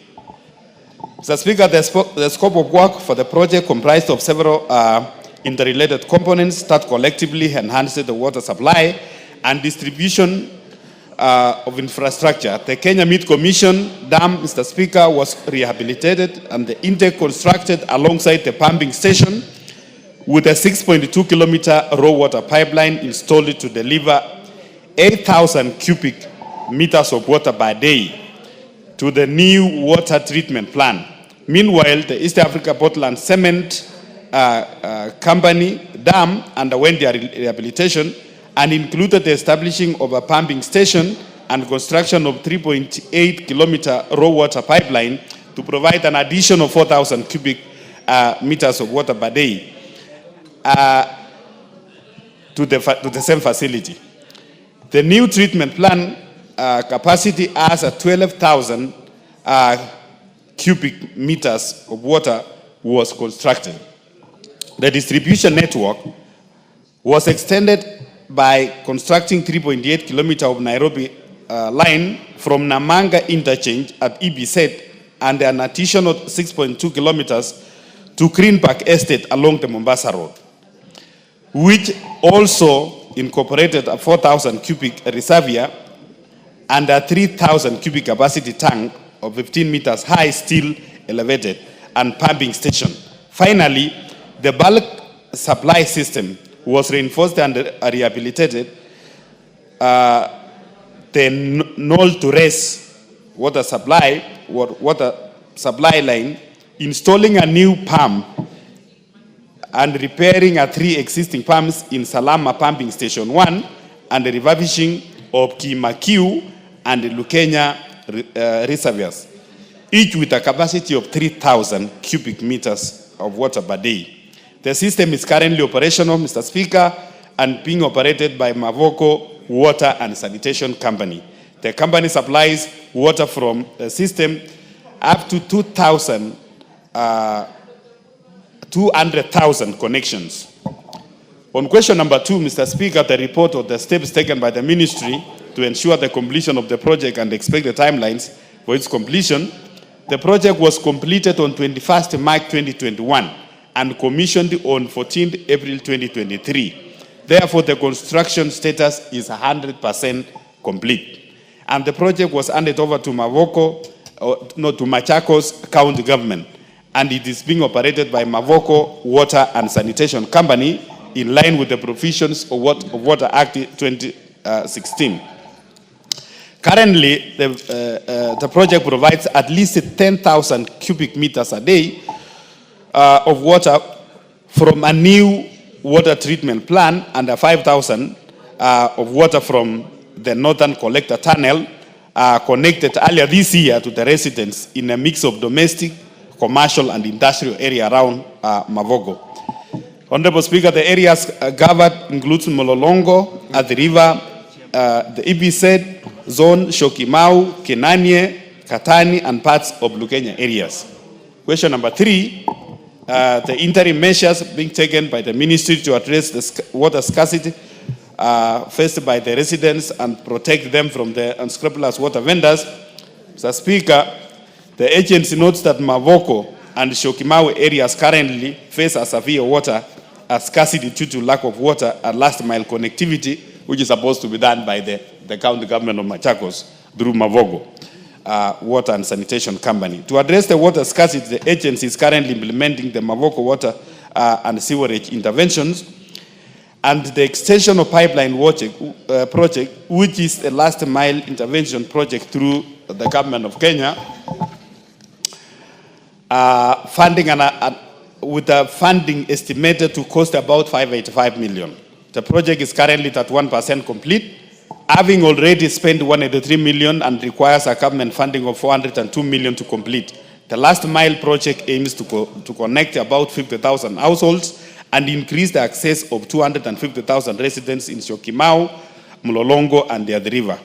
Honorable Speaker, the scope of Mavoko Water and Sewerage intervention is the extension of the pipeline project includes the 50-kilometer water distribution line ranging from 63 mm to 250 mm diameters of pipe, linking to about 60-kilometer sewer lines ranging from 200 to 600.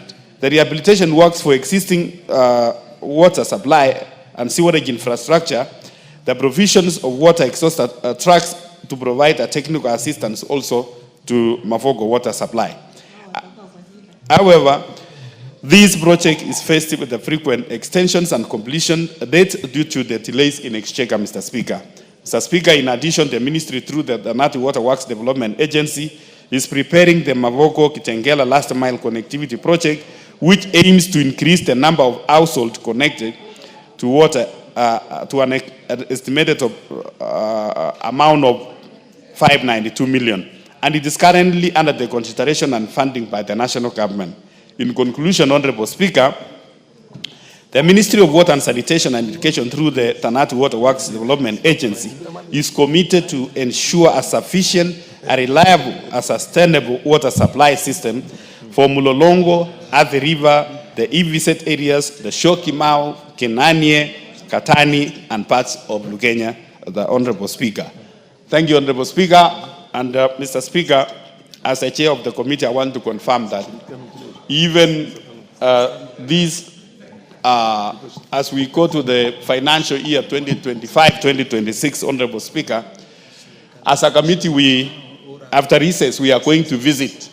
We are going to visit the area of Mavoko and the Syokimau area, Honorable Speaker, to assess the situation, because already there is a contractor who was given some work. About 183 million has been utilized, and we are seeking to increase the resources, Mr. Speaker, to make sure that the houses or the community around that area have access to water. Thank you, Honorable Speaker.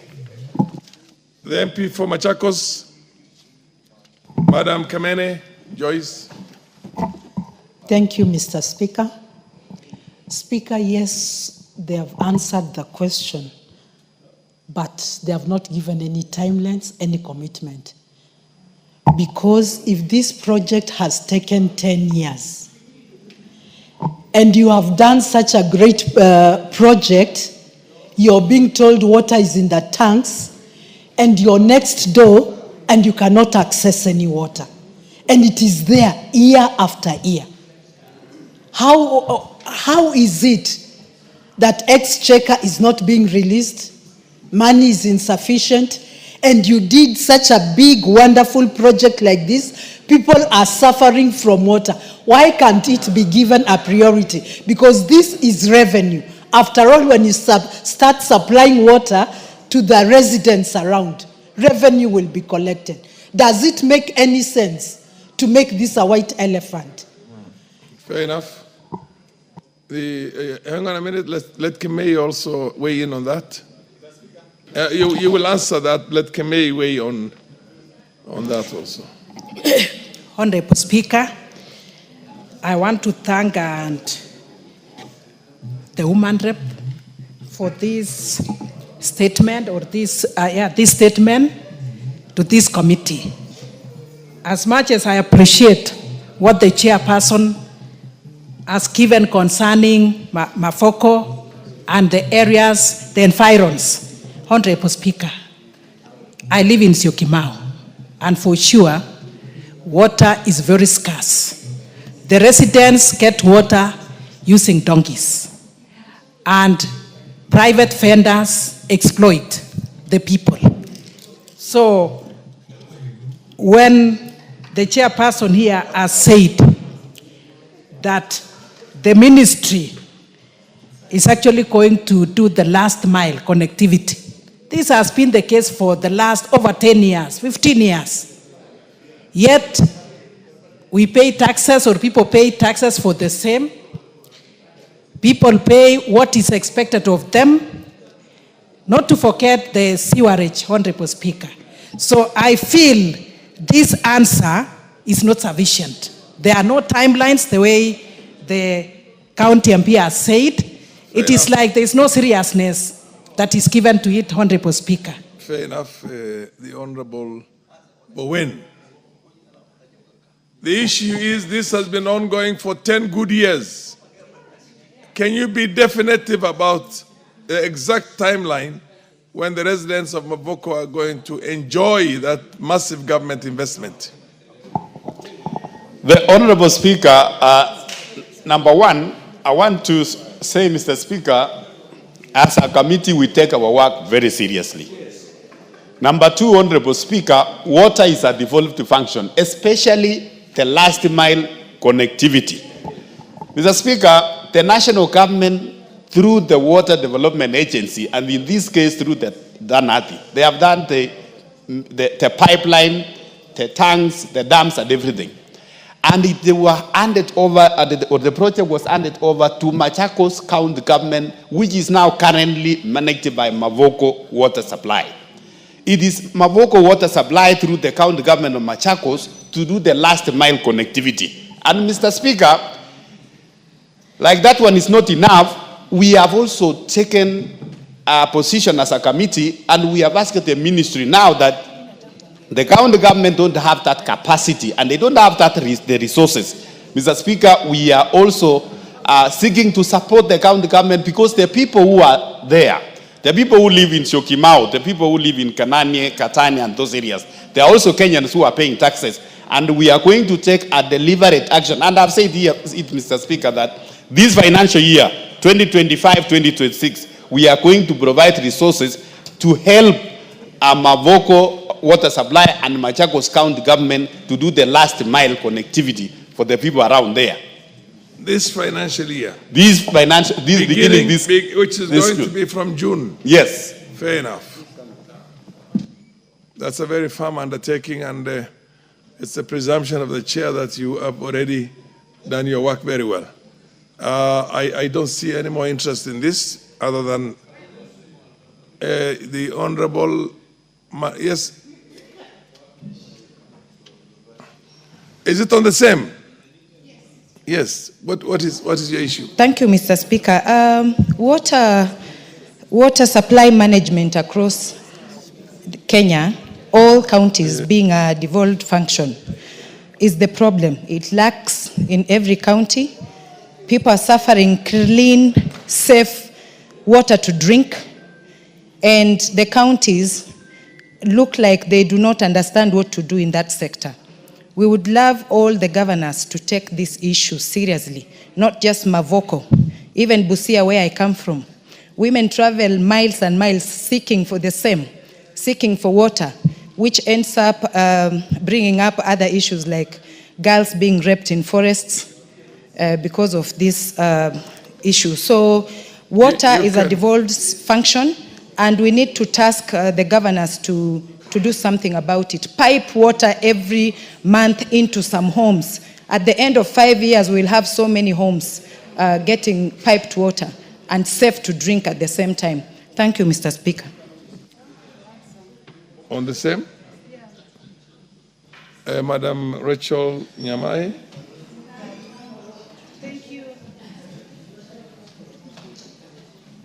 Thank you, Honorable Speaker, for also giving me a chance to make a comment, and especially on the matter that is being raised by the Honorable Kamene.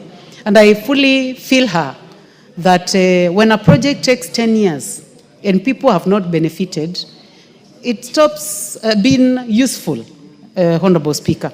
As much as we put those budgets every financial year, in the corridors of power, Honorable Speaker, the chair, Water, has told us that he believes that projects that are useful in this country are those small projects that are implemented within 1 year or within 2 years, and they are completed and people have access to water. So, Honorable Speaker, because the budget for water is not, it's high. And I think it is important to know that sometimes the committee's hands are tied. I'm not in that committee, but I'm a friend of the chair. And he tells me that you find your hands are tied. You have to deal with Wake, billions and billions and billions. You have to deal with that particular project, billions and billions of shillings. You find yourselves dealing with another project in Tana River. What is it called? Kulalu Galana, billions and billions and billions. But when you look at projects that the committee funds in 1 year, we have dams. The other day he gave us 2 dams in my constituency, and people are taking water. And they are small projects of 20, 30 million up to 100 million. But talking about billions of Wake Dam and expecting this to be a project of Machakos, Makwiny, and Kitui. And where we are, for example, in Kitui South, we are 100 50 kilometers from where that dam is. Billions and billions of shillings will keep going to those huge projects, and the committee doesn't have much control, but will keep financing, sorry to say, to the benefit of others. Thank you. I think there being no further interest on this, we'll go to the next response. The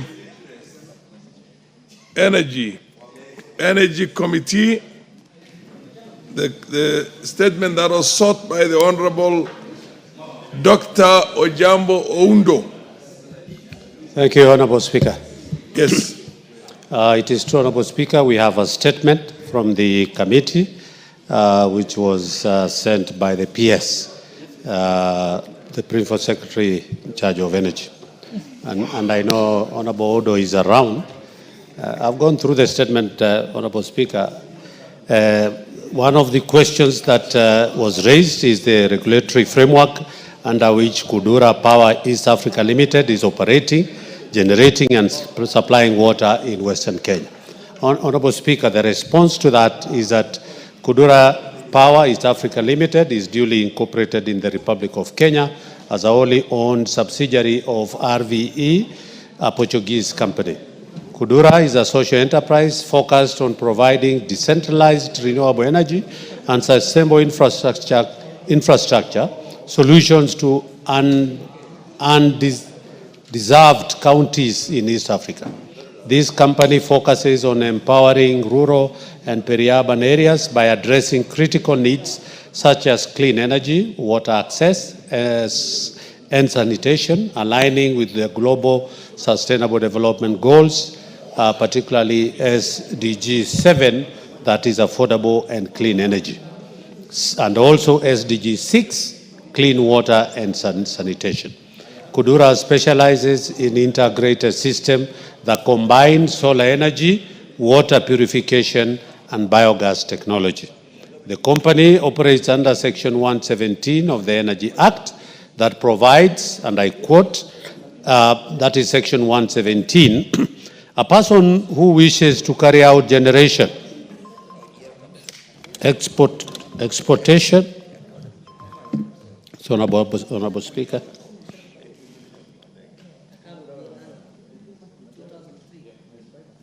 exportation, importation, transmission, distribution, and retail supply of electricity must apply for a license, as the case may be, to the authority in accordance with the provisions of this Act. Kudura Power East Africa Limited was granted a construction permit by EPRA on the 3rd April 2019 for a period of 1 year for the development of the 10 solar PV mini-grids as listed in Table 1. Honorable Speaker, I hope Honorable Oudo has his, under the table is detailed therein. Before approval of the aforementioned construction permit, Kudura submitted the following documents required for generation, distribution, and supply licenses in accordance with the Energy Act 2019 and the Energy Electricity License Regulations of 2012. Again, here in listed from A all the way. These are the documents, Honorable Speaker, I don't want to go through, that are required for purposes of getting a license. Question number 2, Honorable Speaker. The agreement on lease granted to Kudura to impose tariffs on power supplied and steps being taken to regulate such charges. On the 25th of March 2020, EPRA granted Kudura generation, distribution, and supply license for operation of the 10 solar PV mini-grids as indicated in Table 1. Section 11C of the Energy Act 2019 mandates EPRA to set, review, and adjust electric power tariffs and tariff structures and investigate tariff charges, whether or not a specific application has been made or for a tariff adjustment. The approved tariffs shall be just and reasonable tariffs which enable a license, including Kudura power to inter alia, 1, maintain its financial integrity, 2, attract capital, 3, operate efficiently, and lastly, compensate investors fully for the risk assumed. Section 165, subsection 7 of the Energy Act 2019, and the current retail electricity tariff review guidelines of 2023 provide for a review of retail electricity tariffs once every 3 years. Section 163 of the Energy Act 2019 requires that the tariffs and the contracts for supplying electrical energy and network supplies be submitted to EPRA for approval before execution. Kudura tariffs application for the 10 sites in Busia County, Western Kenya, was approved by EPRA board on the 30th January 2019, having met all the tariff approval requirements. Question number 3, timelines within which Kudura will upgrade their infrastructure to ensure continuous and uninterrupted supply of power to house states.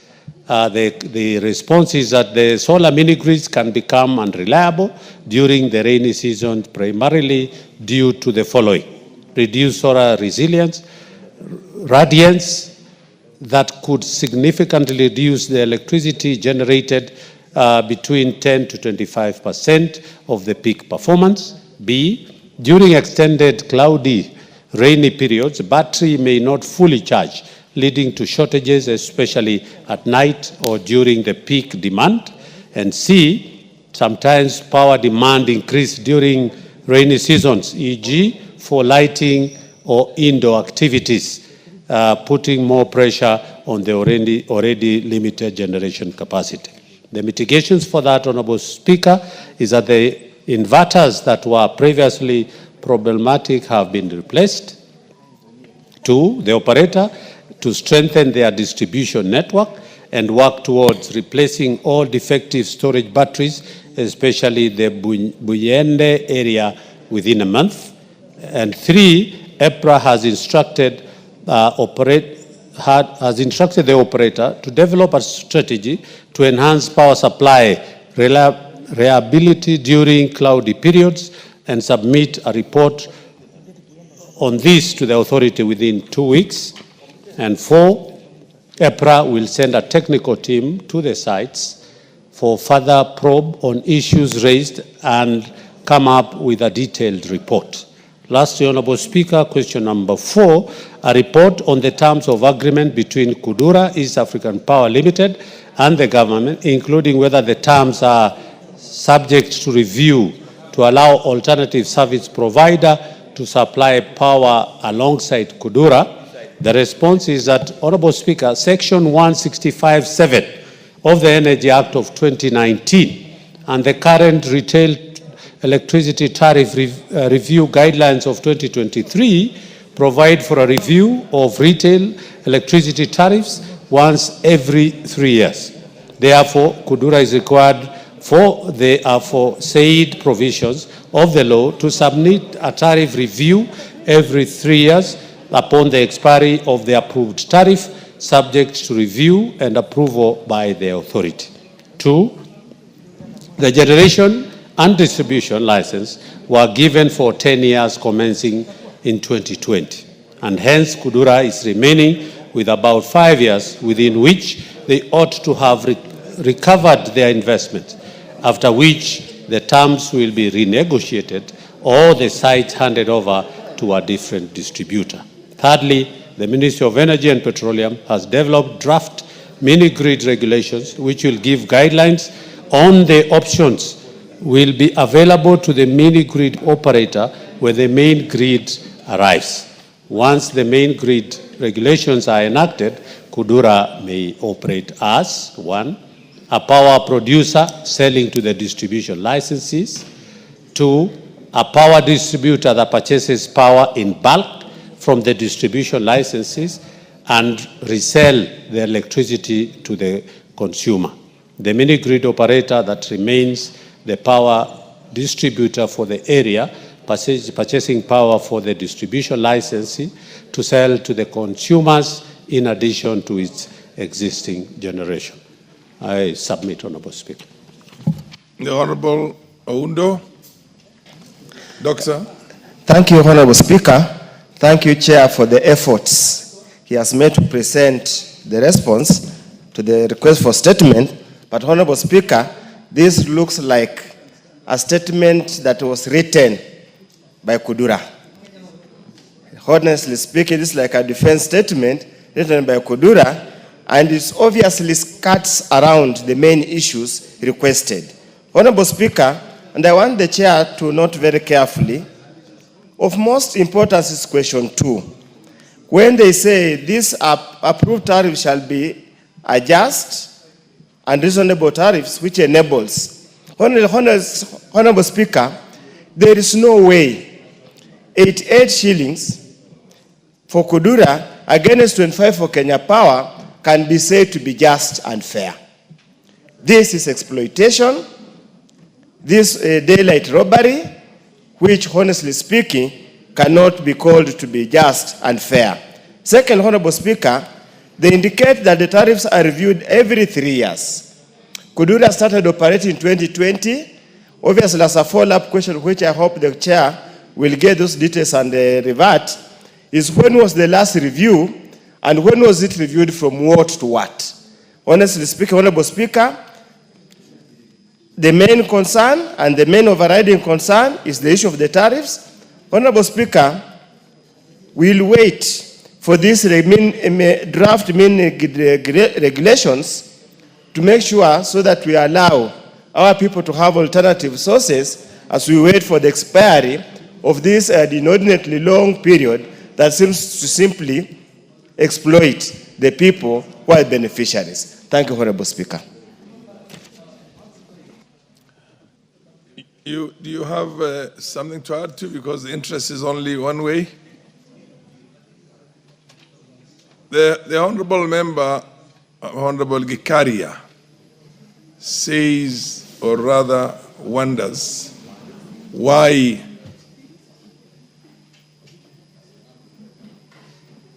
the issue of, why don't you give him the mic? What's happening with the mics? Proceed, use it. Thank you, Honorable Speaker. You notice the, have you taken note of exactly yes. where he feels that Kudura is cutting around? Yes, I've taken. Honorable Speaker, you know, when... Respond straight to that now. Don't.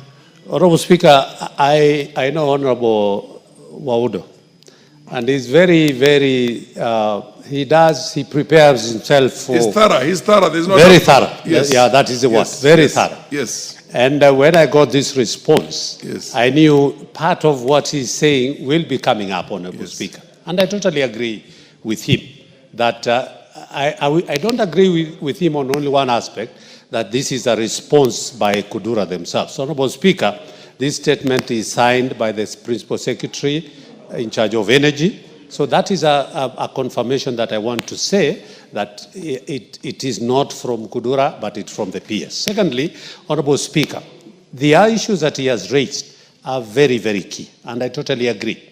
At 88 shillings per kilowatt hour, actually it is total theft. It is actually, it is of no economic value to the people of the Western region. And we are, Honorable Speaker, as a committee, seized of the fact that this, the PPAs that were signed in those years, I don't want to mention by which administration, those years way back were very punitive, discriminative, and they were actually never thought of the interest of Kenyans. At 68, KenGen gives us power at only 50 cents per kilowatt hour. Yet you can imagine getting at 88 shillings per kilowatt hour. I think that is unfair, and I totally agree. Secondly, I'm just saying, we are seized as a committee. Have you lifted the veil on that to see why such an unfair deal can be done to the government? Who are the owners? Who are the owners of Kudura and other exploitative, what do you call, power producing outfits that sell to the national grid here at a very high price. Honorable Speaker, are you sure? Our committee is seized, and there is a report that we will be bringing on the floor of this House. It was brought in the last session, but it was not discussed. We will be bringing it back only on aspect of talking about these power purchase agreements that are very punitive, that are very discriminative, and they are of no economic value to this country. And that is where we have been talking about, are there provisions of a review of the tariffs within the agreements that were signed, of course, without the input of Parliament. You realize the Honorable Oundo is actually convinced that the statement you are giving us right now was prepared by Kudura. Yeah. But you see, the reason why, it's because it protects the interests of Kudura and the similar organizations. The chair is forced to move in this year because we made an undertaking that we will protect this country under any circumstances. And when we were in Naivasha, these matters came up in a big way. And it was abundantly clear. That's when I actually said that camels that are stolen by the owner can never be recovered. Are you sure the most powerful people in the country are not interested parties in that? And that's why these things have been shoved down the throat of Kenyans? Yes, you have to say something before the chairman responds. Before I go to Oundo, the member of parliament for, is that game? Yes. Proceed, honorable member for game. Chairman, Mr. Speaker, I've listened to you, and you said that looks like my chairman was reading a statement presented to him. But I want to talk to my friend, Professor the Honorable Oundo. I think the committee sees of the fact, but what is important to note, the IPP sells power to KPLC, the entire contractual agreement to KPLC. So upon honoring that contractual obligation, that's when Kenya Power then sells to the public. Honorable, what I want to help you. MP for game. The Honorable Gikaria is the chairman of the Energy Committee. He is responding to a statement that was sought by the Honorable Oundo. Now, the only way you can rise up is to enrich that statement so that more information comes out of Honorable Gikaria. You're not there to defend anything else other than, yes, no, it's not chairman, it's a speaker. Meat. You're trying to add meat on to support Gikaria. Now, relax. Hold your horse. Honorable Oundo, I just asked a supplementary, or rather... Honorable Speaker, yes. The MP for Game is completely misinformed concerning this subject matter. Completely. Honorable Speaker, these Kudura produce the power themselves through using solar and distribute themselves, charge themselves. They do not sell to KPLC. He's completely misinformed. He should have sought to know the correct position. Completely misinformed. They are not selling this to KPLC. No. They are selling directly to the consumers. They produce themselves. They have signed the agreements with the consumers directly. So it's a monopoly. It's a pure monopoly and exploitative. Honorable Speaker, I would have expected the ministry, the State Department, to clearly say, yes, they note the tariffs of the 83 shillings is extremely exorbitant, and we will make efforts to open negotiations with the power producer, supplier, biller, everything, to reduce to a reasonable figure. That's why I'm saying, when you look at this, it really looks like the statement was written, given to the PS to sign, and the PS could even be complicit in this outright theft and exploitation of the people. It's as simple as that, Honorable Speaker. Honorable Gikaria, it's a tall order. This thing is not going through KPLC. It's a direct relationship between the producers and the consumers. But the price itself has been regulated by the government agency. Now that's where the elephant in the room is. So you want to say something, or you want to go back and come with a better answer than that? Energy is a very sensitive thing in this House, Honorable Gikaria. I agree, Honorable Speaker. First, I want to agree with Honorable Audo. Under Section 117 of the Energy Act of 2019, we did liberalize distribution, exportation, importation, and you just need to have a license. And Kudura was given a license 30th of April in 2020 by EPRA to generate and do distribution and sell. And that is the position, because it is a license. Does the license give it a monopoly? That's yes, what he asked. Yes. It gives a monopoly. As he's saying. Then how can you have a monopoly and at the same time you say no, we don't have a monopoly. Actually, it is a misinformation to the public.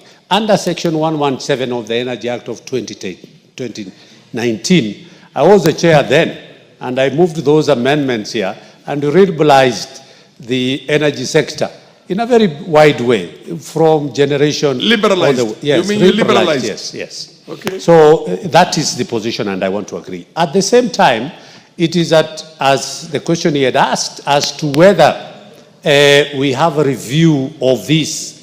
And in 2020, within 3 years, they were supposed to do a review. But again, subject to if there is a request to do the review. And that is what Honorable Elisha Odhiambo is saying, that as a committee, we have asked EPRA to go and engage the independent power producers with a view of reviewing the power tariffs as a committee and as a country. Because again, we are saying it adds up into the cost of energy and electricity in this country. Passed on to the consumer. It's passed on to the consumer. Correct. So that one we are in, and I want to agree with that we will be going back to engage through the questions that he has said. When do you give an undertaking to I will, if he agrees, because he only asked this question a week ago, I think, and we have a response 2 weeks ago. And we have a response. So when are you coming back with a comprehensive answer? The second week after recess, Honorable Speaker. Is there any gray area you want to be, so that it is also captured on the Hansard and he has to? If I were you, I'd ask for the lifting of the veil to see exactly who are behind this Kudura. Whether Gikaria or Farah Maalim have shares in that. Ultimately, Honorable Speaker, you know, this country is a very complicated country. The better you leave things the way they are, sometimes the better for posterity and a good life. We are not interested to know who is behind it. We are not interested to know who is the exploiter. All that what we are interested to know is the exploitation must come to an end. So, three things. There is exploitation and there is a blatant, open, outright daily robbery. How do you have a differentiation between 50 cents and 88 shillings? Precisely. For the same number. My plea to the chair, yes, that the MP, in the review... Yeah, somebody is on a point of order. The MP for Turkana Central, yes. Yes, proceed. Honorable Speaker, thank you so much. I want to reiterate the position that has been taken by Dr. Oundo, Honorable Dr. Oundo, that there is need to unpack, to understand who owns Kudura. Kudura looks like it's private. And if you look at this, it's even giving us mini grids in Turkana.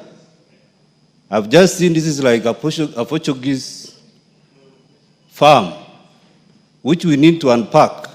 And maybe there's need to understand why are they doing business in Kenya, with who, for who, and what are the shares, and what kind of service they are giving. Honorable Speaker, we need details. Thank you. Yes, Ondo, I think you have done you're done on that. Ikaria, have you given another taken on when you'll come back with a comprehensive answer on that? On the same?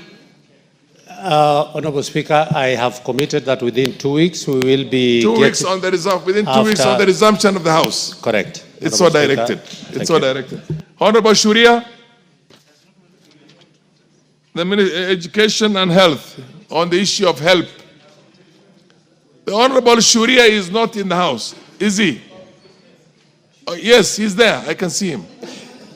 Where is the chairs of who is answering? Is it health or education? You're answering joint. Do you want to take the first shot? Yes, I'll take the first shot. Proceed, Nyekal.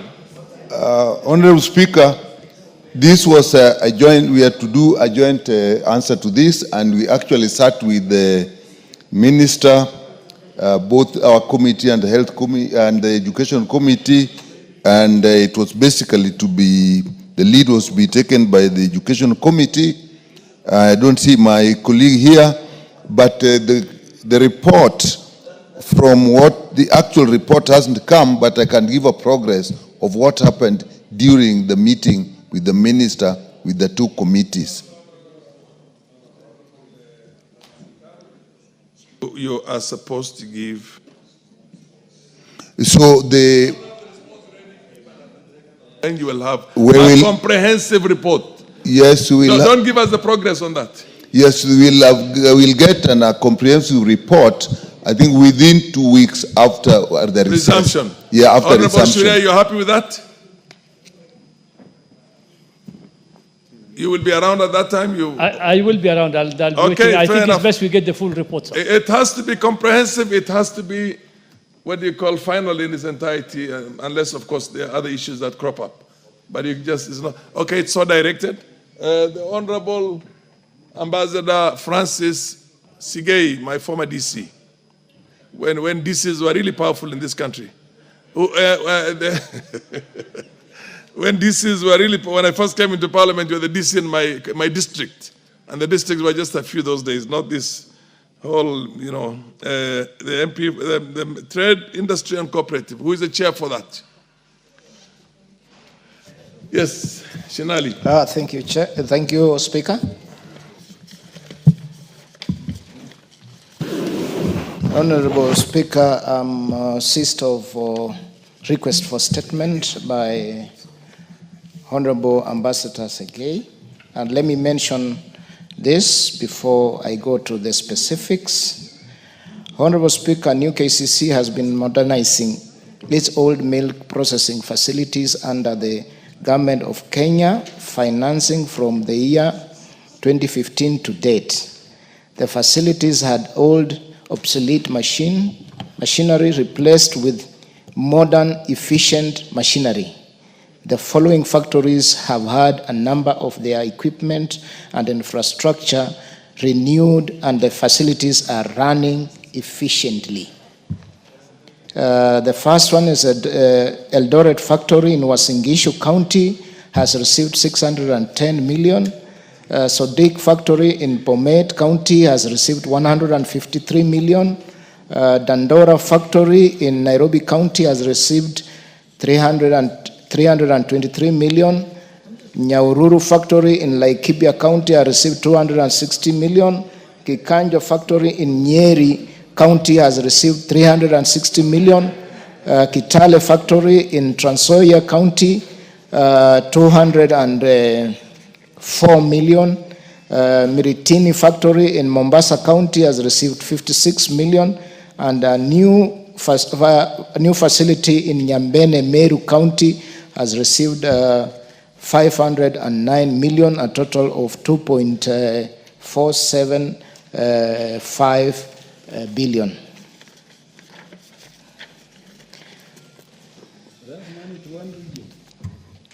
Several regions, Honorable Speaker. Honorable Speaker, let me mention a few items being produced by these factories, Madam Speaker. Madam Speaker, Dandora factory in Nairobi County produces fresh milk, yogurt, mala, butter, and cheese products. B. Eldoret factory in Uasin Gishu County for fresh milk, Mala, Long Life, and Milk Bauta. Nyahururu factory in Laikipia County for extended shelf life and long life milk products. Sodik factory in Pomed County for fresh milk, extended shelf life and long life milk products. Miritini factory in Mombasa County for fresh milk. Kitale factory in Trans Nzoia County for ghee, butter and milk bauta. Kikanjo factory in Nyeri County for milk bauta and water bottling. Let me go to specific statement as requested by Ambassador Francis Sekei MP, member for Sotik constituency. Honorable Speaker, I wish to submit the following response from the Cabinet Secretary, Ministry of Cooperatives and SMEs to specific issues raised by the Honorable Member. Madam Speaker, the first response is on the upgrading of new cooperative criminaries Sotik processing plant, including the current earnings of dairy farmers since its upgrading and measures put in place to implement buying of milk from dairy farmers at Kenya shillings 55 to increase their earnings and attract more deliveries. Honorable Speaker, several old obsolete machines were replaced with modern efficient machineries that was successfully installed and has been running some of the equipment that were procured and installed in Sotik and have been in use. The machines are: 1, supply, installation and commissioning of aseptic tetrahydron milk filling machine. Second is supply, installation and commissioning of refrigeration compressor. Third is supply, installation and commissioning of 650 kVA generator set. The fourth one is construction of a production store. 5, supply, installation and commissioning of an automatic CIP system. 6th is outsourced stream from biomass boilers as an alternative source to fuel, solar power as an alternative source of energy. Number 2,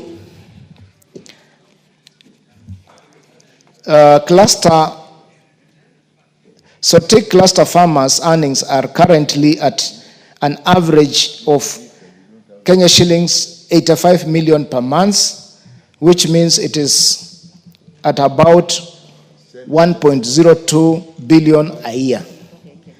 On the third one, new KCC has continuously improved unit price for farmers' milk across the country, including Sotik cluster, and currently milk prices are at the national government guided price of a minimum of 50 shillings per litre of milk delivered to a new KCC facility across the country.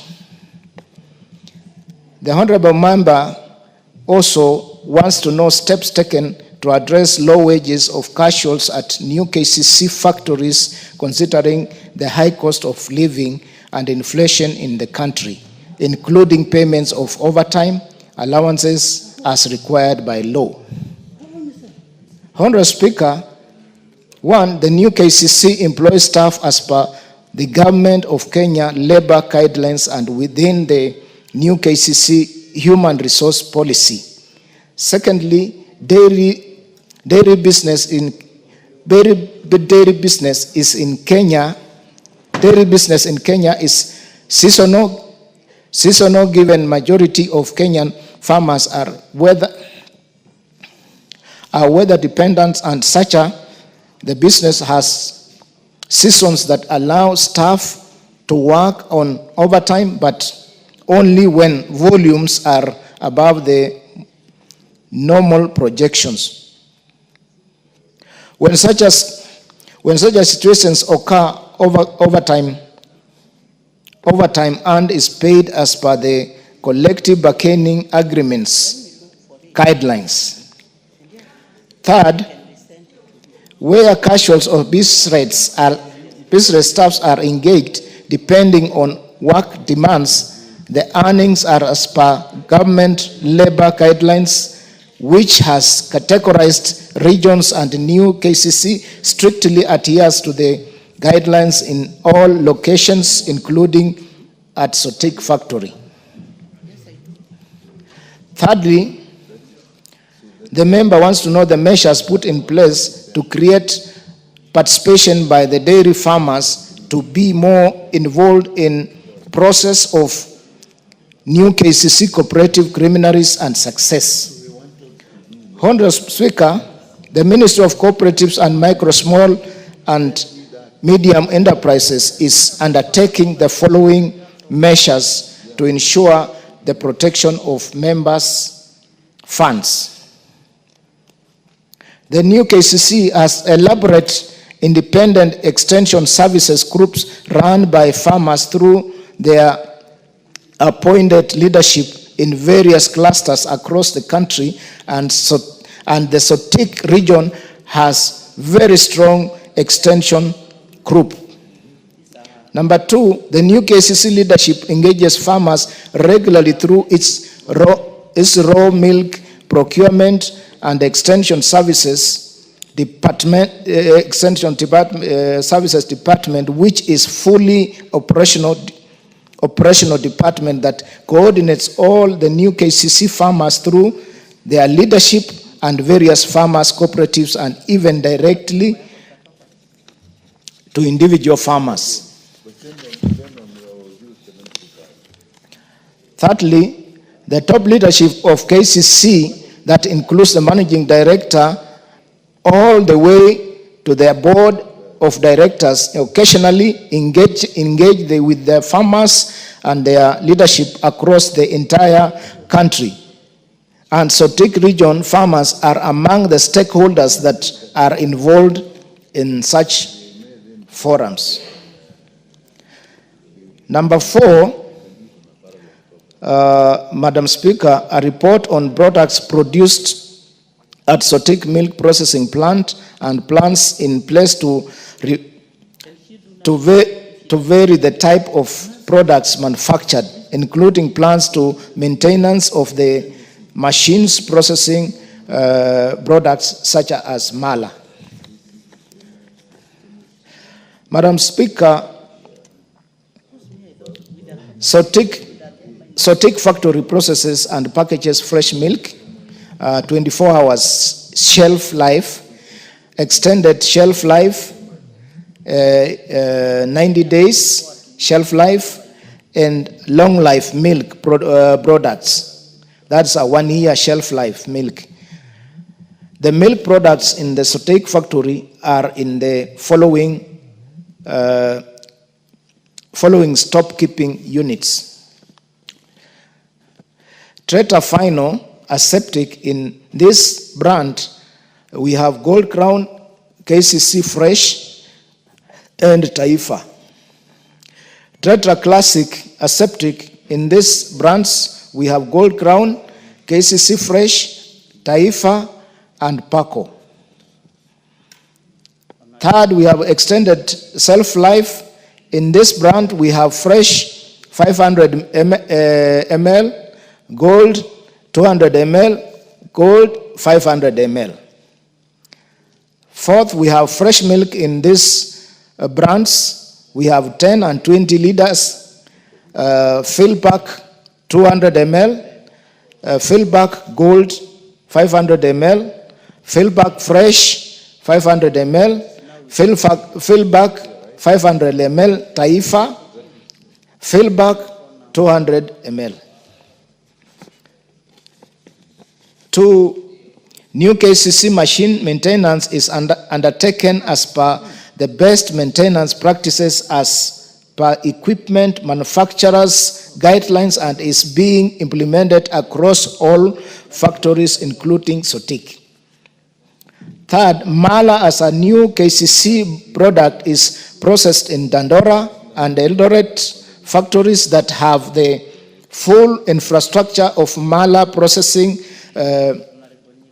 fermentation, and packaging, but distributed to all KCC sales depots, which Sotik sales depot getting mala from Eldoret factory that serves the following sales depots: Eldoret, Sotik, Kisumu, while the mala from Dandora is distributed to the following sales depots: Nairobi, Nakuru, Nanyuki, and Mombasa. Honorable Speaker, attached is the response that the Cabinet Secretary and annexures for transmission to the Honorable Member. Thank you. Thank you very much, Chair. The Honorable Ambassador Francis Sigei, is the answer satisfactory? Madam Speaker, I think, first of all, I want to appreciate the effort which the chairman has tried to answer my questions. But if you look at the answer, it's a long story. Very, very long story. Winding and rewinding. And I was asking specific questions. And in that mix, Madam Speaker, we have lost out. I didn't get the answers for what I wanted. Number one, Chair, the prices of milk. Ambassador, before you lose hope, the chair is here. Yes. You can raise the specific I want to raise, matter that has not been That's why I'm saying responded to. In Sotik is less than 50 shillings. And you have to confirm. And that's why, Chair, Mr. Speaker, that is why our farmers in Sotik are now selling their milk to the private processors. And we are going to kill KCC. So, Chair, I'm not happy with that answer of prices. Number two, is the issue of that status of that processing plant. So Sotik is a municipality now. It is supposed to be created, upgraded to the level of Eldoret, Nanyuki, Dandora. And we are asking for that one. I've taken time, Madam Speaker, to go and see the MD who was there, who has now gone out. And he kept promising that Sotik will be upgraded. And after 2 years, nothing has been done. Madam Speaker, I would like to see Sotik processing factory being upgraded. Now that is a municipality. Number three, we have casuals in this factory who have acted for a long time. And the problem with this factory is that people are being brought from outside to come and work in Sotik. Casuals should be confirmed. Those who have worked for several years, why can't they be confirmed? They are working, their families are suffering, and yet they have worked in that factory for a long time. Number three, Madam Speaker, is the issue of Masuamala. Madam Speaker, up to last year, Mr. Sigei, who was acting, who was the KCC MD, kept telling me that the line of Mala in Sotik was in place and that the only thing they were doing was maintenance. But we are now realizing, Madam Speaker, this thing is being transferred to elsewhere. And yet, the quality of Masuamala from Sotik was very high quality. Madam Speaker, I would like to demand that this factory is reinstated in Sotik so that our people can be able to get the maximum benefit from our people. Chair, I want to disagree with the chair about the labor guidelines on the getting of the casuals and workers there. There is no fairness at all. We need somebody should come with a better answer when we come back. Because the casuals who are there, I know by name. And they have been there for a long time, while other people have been brought to this factory. and they are left out. So, Madam Speaker, I need a better answer. Those are very clear concerns, Chair, by the Honorable Ambassador, Member for Sotik. And although he went up to 3, I listened to you very keenly. You have raised 5 fundamental issues. So, Chair, when are you going to give a response? Because clearly you are saying that you are not satisfied. So, Madam Speaker. Before I close the others, I'm seeing interest from the 2 members. Honorable Ruto, you also have interest in this? Make it short so that we try to combine. Thank you so much, Madam Speaker, for giving me this opportunity to also write on the concerns of my colleague, Member of Parliament for Sotik. Apparently, from the start of comment by the chair, he did mention about Eldoret factory, which historically is a known factory to have been handling milk from the entire North Rift area. But with the huge assets that have been put in place, it's so much painful to see how they're going down wastage with the whole cost that have been put in it.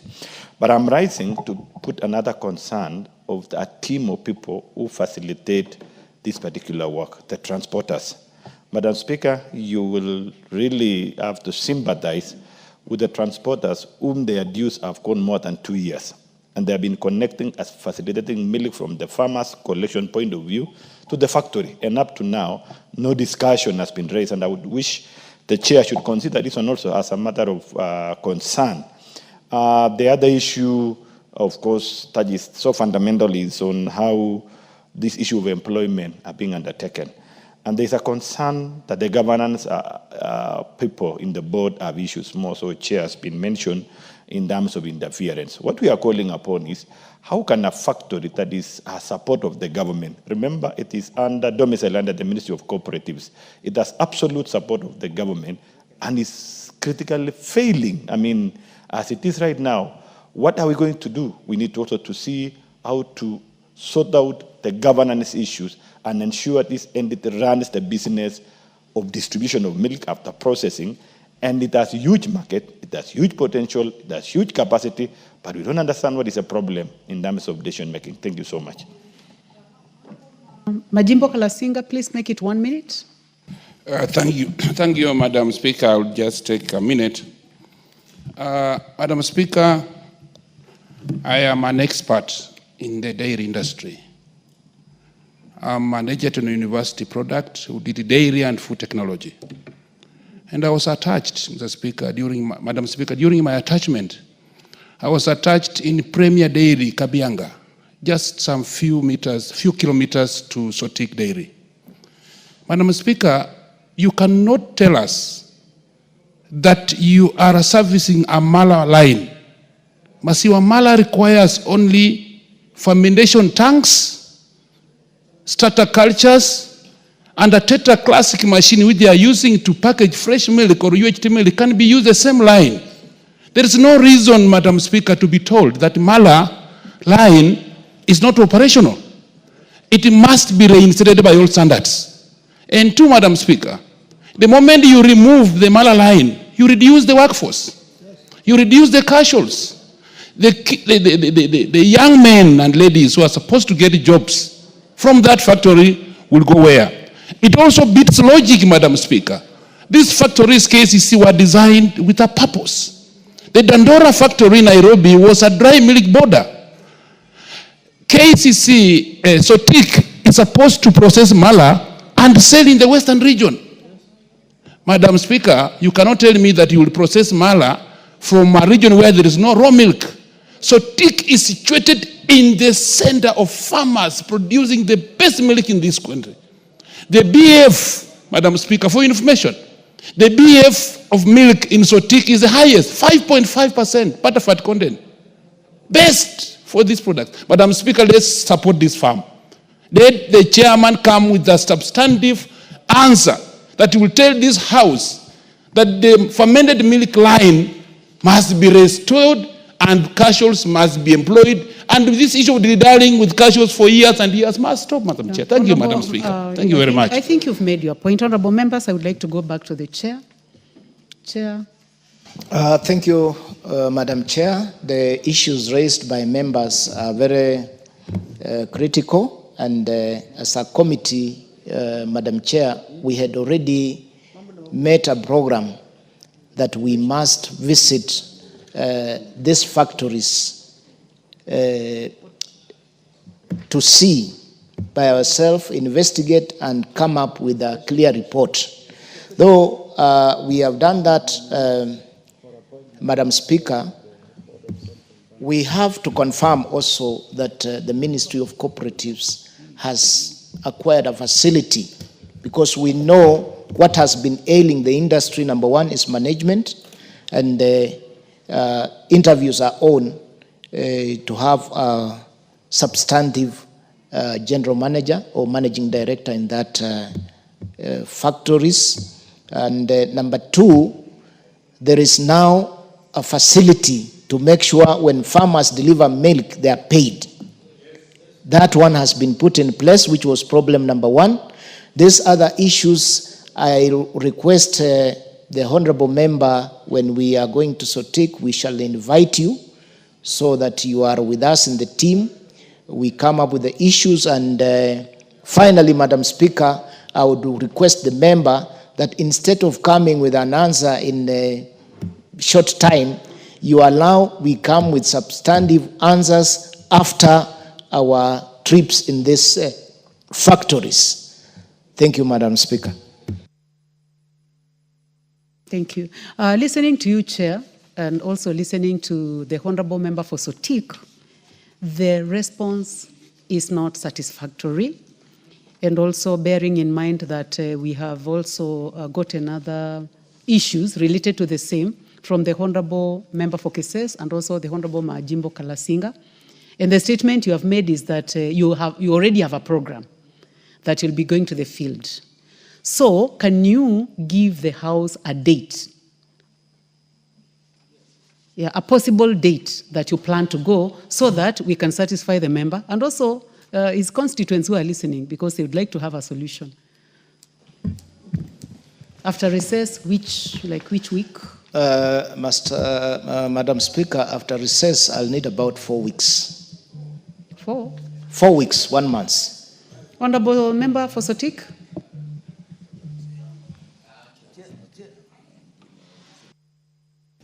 Chair, I think 2 weeks would be appropriate after recess. And I want to thank the Chair. I think he's becoming more pragmatic in answering the question. So I think 2 weeks will be good. I also, Speaker, we would like to invite Order, Member for as a Sotik. friend.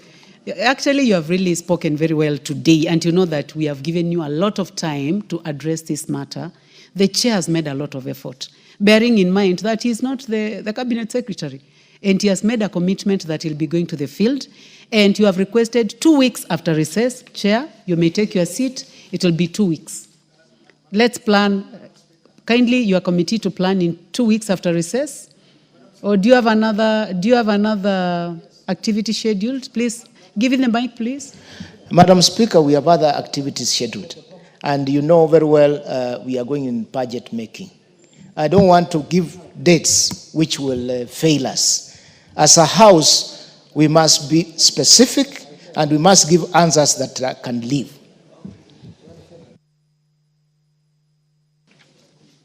Member for Kwanza, what is terribly out of order? Because your hand is up. Yeah, it was up, Madam Speaker. Sorry.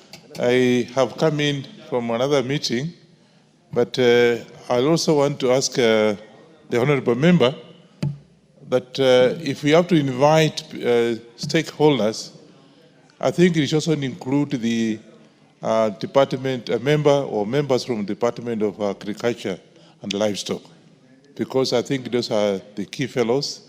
I'll want also to agree with you, but if it's something to do with the KCC, Honorable Member. I said for Kwanza, what is out of order? I didn't say it's out of order. I simply said as supplementary. You wanted to add something? Yes. Which I'm saying... you can conclude now. Yeah, thank you. Which I'm saying that I think the best thing is that for you also to include members of the Committee of Agriculture, because that actually lies under the Department of Agriculture and Livestock. And I think I have an interest there as well. Yeah.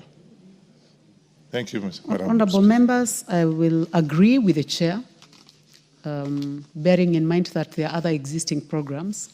And I would like to convince the Honorable Member for Sotik that let us go with the 4 weeks that the chair has provided. Thank you very much, members. Next order, as per the reorganization that was done in the morning by the DS. Order number 11, special motion, consideration of nominees for appointment as members of the Board of Central Bank of Kenya. Mover. Chair, please proceed. Thank you, Madam Speaker. Madam Speaker, I beg to move that the House approves the nomination of FCPA Sophie Muturi, CPA Abdullahi Mohamed Abdi, Ms. Beatrice Koskei, and Mr. David Simpson Osawa Owor as board members, as members of the Board of Directors of the Central Bank of Kenya. Honorable Chair, please move the motion before you go to the names. Can you please assist him with the order paper?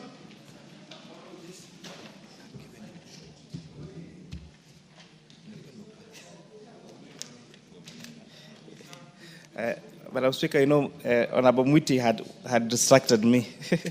Honorable Speaker, I beg to move that taking into consideration the findings of the Joint Committee of the National Assembly Departmental Committee on Finance and National Planning, and that of the Senate Standing Committee on Finance and Budget on the approval hearing of nominees of appointment as members of the Board of Central Bank of Kenya, laid on the table of the House yesterday, Tuesday, the 29th of April 2015, and pursuant to Section 11.2 of the Central Bank of Kenya, Cap 491, that this House approves the appointment of the following nominees as members of the Board of the Central Bank of Kenya. 1, FCPA Sophie Muturi. 2, CP Abdullahi Mohamed Abdi. 3, Ms. Beatrice Koskei. And 4, Mr. David Simpson Osawa Owor. Madam Speaker, I beg, Honorable Speaker, the Board of Directors of the Central Bank of Kenya is established under Section 10 of the Central Bank of Kenya, Cap 491. Further, Section 11(1)(d) of the Act provides that the board shall consist of a chairperson appointed by the President, a governor, a principal secretary to the National Assembly, or his or her representative, who shall be a non-voting member, and 8 other non-executive directors. The Board of Directors of the Central Bank of Kenya is established under Section 10 of the CBK Act, who are responsible for the following. 1, determining the policy of the bank, excluding the formulation of policy. 2, setting the bank's objectives and overseeing its financial management and strategic direction. And 3, continuously reviewing the bank's performance and carrying out its functions. 4, consistently monitoring the governance performance in fulfilling the responsibility of the office and ensuring that the bank objectives is achieved. And 5, assessing whether policy statements issued under Section 4B align with the bank's primary functions and objectives under Section 4. And lastly, maintaining constant oversight over the use of the bank's resources. Madam Speaker, the appointment of the Director of the Board of the Central Bank of Kenya shall take into consideration the provisions of Section 11(7) of the CBK Act. This section provides that persons shall be eligible for appointment as a director if the person is a citizen of Kenya, is knowledgeable and experienced in monetary, financial, banking and economic matters, or other disciplines relevant to the functions of the central bank. Madam Speaker, the committee assesses the nominees against criteria of their academic and professional qualifications, their leadership and integrity, their financial probity, political neutrality, and conflict of interest. The committee also received clearance report from EACC, from Kenya Revenue Authority, from the Directorate of Criminal Investigation, from Higher Education Loans Board, and from the Office of the Director of Public Prosecution. All 4 nominees, Honorable Speaker, demonstrated that they had knowledge and professionalism in the banking sector. They possess extensive experience which is relevant to monetary policy, banking, finance, and regulatory matters, and they fulfilled all legal and constitutional requirements for appointment. Honorable Speaker, this is a brief CV of this particular nominee. I'll start with the FCPA Sophie Muturi, who is a seasoned finance and governance expert with over 30 years of experience, spanning through public service, accounting and government organizations, corporate boards, and international development work.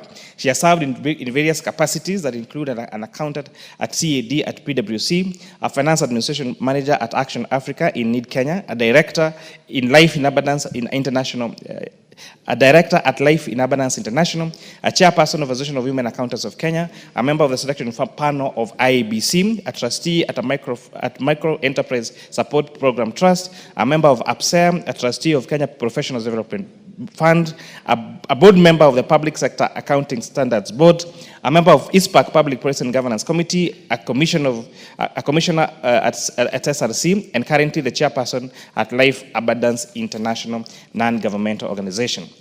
FCPA Muturi holds a master's in banking and finance from Moi University, a bachelor's degree in commerce from the University of Nairobi, and is a certified public accountant, having studied at Strathmore University. The nominee advocated for strong regulatory framework, crypto regulation in internet banking at county level, and monetary stability. CP Abdullahi Mohamed Abdi is a finance governance practitioner with over 23 years of experience, especially in the NGO sector. He also served in different capacities in operation and leadership roles that include serving an accountant and finance at administration manager at Womankind Kenya, a senior relationship manager at Chase Bank Kenya Limited, a board director at Coast Development Authority, as a chairperson of board trustees of Adoption Consortium Trust, and currently serves as an executive director at Womankind Kenya and council member at Koitalel Samoei University College. He holds an MBA in finance and is currently pursuing his PhD in development studies and leadership. The nominee advocated for strategic governance, climate resilience, and technology innovation in payment system. Our other nominee is Ms. Beatrice Koskei, a legal expert with over 4 years of progressive experience in public service and corporate governance. She is an advocate of the High Court of Kenya, holds a Master of Law in Commercial and Corporate Law. She has served as a state counsel at the Attorney General Chambers, a legal officer at Kenya Industrial Estate, an associate at Jim Choge and Company Advocates, as an in-house at Council Liberty Assurance Company, and a managing partner at Koskei and Company Advocates. She has also served as a corporation secretary at Agricultural Development Corporation and as head of legal for Kenya Trade Network Agency, a general manager at Legal Services and company secretary for Geothermal Development Company Limited, and is a senior consultant at Limo, Joroge and Company Advocates. Honorable Speaker, other nominee is David Simpson Osawa Awor, who is an IT and fintech professional with over 15 years of experience in digital and financial technology across Africa. She has served in different capacities in the private sector, including serving as a system administrator technology transfers at Kraft Silicon Limited, a software developer, systems and support engineer, senior systems engineer, a team leader in Internet Business Channel at a division head of mobile banking at Kraft Silicon Limited, and also served as a head of projects at Code Matrix and is currently a senior project manager at Kraft Silicon Limited. He holds a Bachelor of Science degree in information technology from JKUAT, and in his interview, he advocated for technological modernization of financial systems and emphasized on cybersecurity and innovation in banking. Madam Speaker, the committee found all the 4 nominees that they possess the requisite knowledge and experience in either banking, finance, and IT law and governance, especially in the requirements of the CBK Act. They exhibited leadership traits needed as board members. All the nominees displayed zeal to strengthen the central bank's regulatory and oversight role, enhancing financial stability and supporting Kenya's economic growth. Madam Speaker, in recent years, the global financial landscape has witnessed rapid innovation, particularly in the realm of blockchain technology, virtual assets, and cryptocurrencies. These technologies are shaping traditional banking models and introducing new regulatory and security challenges, Honorable Speaker. It is therefore important that as this House approves this for nominees, Honorable Speaker, they need to update the Central Bank of Kenya systems to make sure that they are cognizant of use of blockchain technology. They need to leverage on use of virtual assets and cryptocurrencies, including making sure that that especially the virtual assets bill in this House House, Honorable Speaker, is well to date with best practice, Honorable Speaker. They need to ensure that there is risk and that they do risk checks and ensure that there is no collapse, Honorable Speaker, of these particular systems. They need to also guide the bank on policy and regulation considerations and make sure that they use up-to-date technologies to advance the issue of cybersecurity and innovations, Honorable Speaker. Lastly, Honorable Speaker, in the last few years, the traditional banking sector has really changed.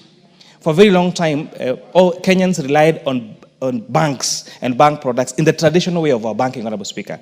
But of late, for example, you've seen uptick of digital loans now accounting to 52.79% of all active loan accounts, with a total outstanding balance, Honorable Speaker, of 158 billion shillings, Honorable Speaker. Loans like Fuliza, that overdraft facility, and M-Pesa dispersed 804 billion shillings in the last 12 months, as at March 2024, which averaged 2.3 billion shillings daily. Other products like KCB, M-Pesa, and M-Shwari dispersed 83.7 billion shillings and 42 billion shillings, respectively, Honorable Speaker. However, despite this growth, Honorable Speaker, the cost of these credit through platforms, Honorable Speaker, although they provide such a great convenience, they are very accessible within a very short period of time, and especially also accessible to those outside formal employment, Honorable Speaker, the interest rates remain very expensive. Honorable Speaker, I tried to do a small analysis of how these interest rates are, Honorable Speaker. And just to give an example, KCB M-Pesa loan, when you hold a M-Pesa a KCB account and you take a digital loan on your KCB account, Honorable Speaker, they charge interest rate of 7.5% per 30 days for amounts between 50 shillings and 1 million shillings, Honorable Speaker. The repayment period is within 30 days. When you calculate the efficient annualized interest rates, this comes to 130%. If you check, for example, the M-Shwari, the product by NCBA and Safaricom, at 7.5% per 30 days, they offer between 100 and 1 million shillings within 30 days. That brings an annualized rate of 130%.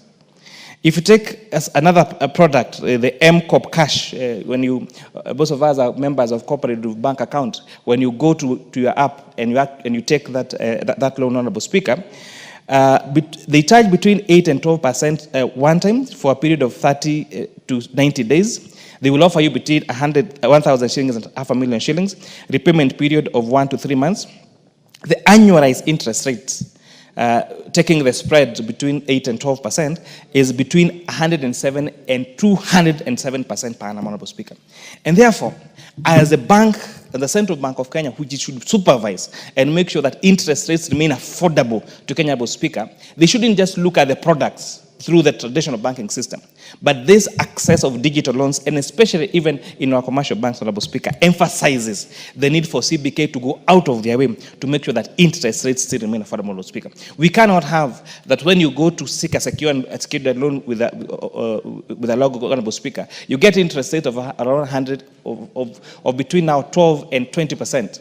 But the same loan which is offered through a digital platform, which has actually less cost to the bank, end up having an effective interest rate of up to and more than 100%. Actually, if I went through the list further, you'll see it will go even to more than, some of them go to more than 300%. And therefore, Honorable Speaker, the challenge of this board of directors, Honorable Speaker, is to think about banking sector, not as a traditional banking system, but take into consideration the issue of digital space, the issue of cryptos and blockchain technology, Honorable Speaker, and be up to speed rather than being reactionary, that when now people lose their money through some of this, like there's one of the one of the cryptos that collapsed last week, I think it's called IBEX, Honorable Speaker, where members, including some members in this house, lost millions of shillings, Honorable Speaker. Let them be proactive and not reactive to this, Honorable Speaker. Lastly, the Business Laws Amendment Bill, now the Business Laws Amendment Act that this House passed in December of last year, gave additional responsibility to Central Bank, which includes now bringing under the purview of the supervision of Central Bank of Kenya the buy now, pay later program, Honorable Speaker, like the Lipa Pole Pole we have on our phone, like when people buy phones on credit and the Lipa Pole Pole, or the border sector and the Lipa Pole Pole, Honorable Speaker. And this additional mandate therefore means that Central Bank must be up to speed to make sure they have the requisite human resource, they have the requisite technology to take over the new responsibilities added to them, Honorable Speaker. So as CBK transitions into a modernized future, the new board's capacity is to balance innovation, stability, and consumer protection, and this is going to be very critical. A clear regulatory framework for virtual assets and active engagement in Pan-African financial integration is no longer optional, but very essential. Madam Speaker, in view of the foregoing, the joint committees therefore recommend that this House approves FCPA Sophie Muturi, CP Abdullahi Mohamed Abdi, Ms. Beatrice Kosgei, and Mr. David Simpson Osawa Awor for the appointment as members of the board of the Central Bank of Kenya. Their wealth of experience will be instrumental in steering Kenya's financial sector into a future of stability, innovation, and inclusive economic growth. Madam Speaker, I respectfully urge my colleagues in this House to approve and adopt this committee's report for the appointment of this board directors of the Central Bank of Kenya. I beg to move and request the Honorable CPA Ruto, the great member of Parliament for the people of Kasese constituency, to second. CPA Ruto. Thank you so much, Madam Speaker. As I rise to second, I also want to confirm indeed, as one of the members of the Committee of Finance and National Planning, joined with the Standing Committee of Finance and Budgeting, the Senate, indeed, we were able to establish the candidates that were nominated for these particular positions to be carrying the requisite experience and knowledge about what is expected of them.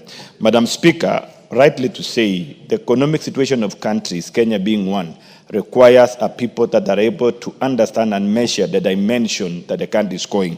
And therefore, bringing on board these particular people, it will be a direction that Kenya should be focusing on expanding our economy through the right policies. What we are calling on them, as I request this particular House to approve these nominees, is to ensure that they bring on board proper governance and a focus that is able to accommodate the changes in the technology aspect so that we're able to push our economy in terms of industrialization and innovation, and on both the young people, the young Kenyans who have shown passion and energy in participating in building our economic blocks. Lastly, Madam Speaker, during this particular vetting, we had a challenge with one nominee, that is the name Mr. David Simpson Osawa Awor, where his names were varying on document by document, and we had, as a committee, to undertake more due diligence to be able to establish the ownership of the documents that he provided. What I just want to request the Kenyans is, whenever you have a challenge on your names in your documentations, please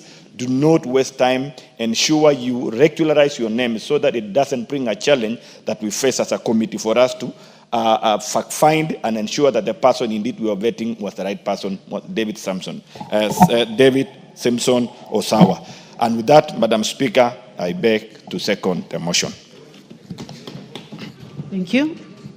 Honourable members, I now propose the question that, taking into consideration the findings of the Joint Committee of the National Assembly Departmental Committee on Finance and Planning and the Senate Standing Committee on Finance and Budget on the approval hearing of nominees for appointment as members of the Board of Central Bank of Kenya, laid on the table of the House on Tuesday, 29th April 2025, and pursuant to Section 11.2 of the Central Bank of Kenya Act, Cap 491, this House approves the appointment of the following nominees as members of the Board of Central Bank of Kenya: FCPA Sophie Muturi, 2, CPA Abdullah Mohamed Abdi, 3, Ms. Beatrice Kosgei, and 4, Mr. David Simpson Osawa Awor.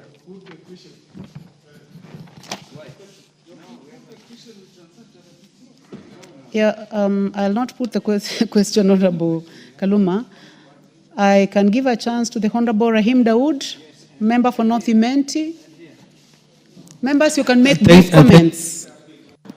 Thank you, Madam Speaker. I'll just be a minute. Madam Speaker, I support the list by the Finance Committee. And Madam Speaker, I just want to advise the incoming directors that they need to come, the threshold for reduction,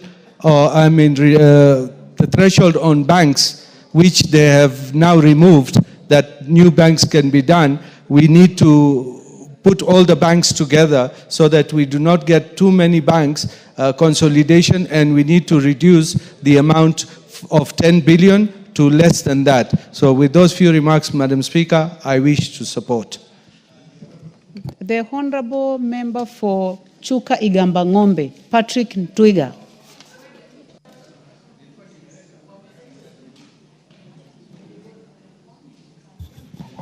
Thank you, Speaker.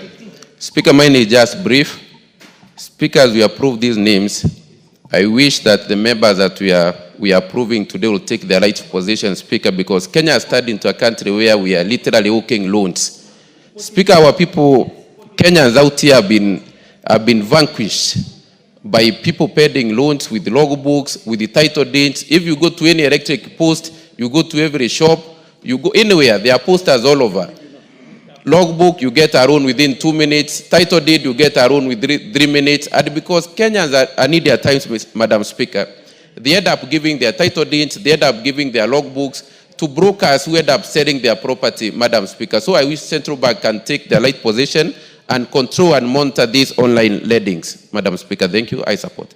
Honorable Kaluma, what is out of order? Yeah, Honorable Speaker, I'm standing under the relevant provisions of the standing order to ask whether it would be right that the mover be called to reply. Honorable Speaker, the mover gave very detailed information and the report of the committee is very conclusive. I was listening to the members. Really, we are repeating the same thing, nothing new.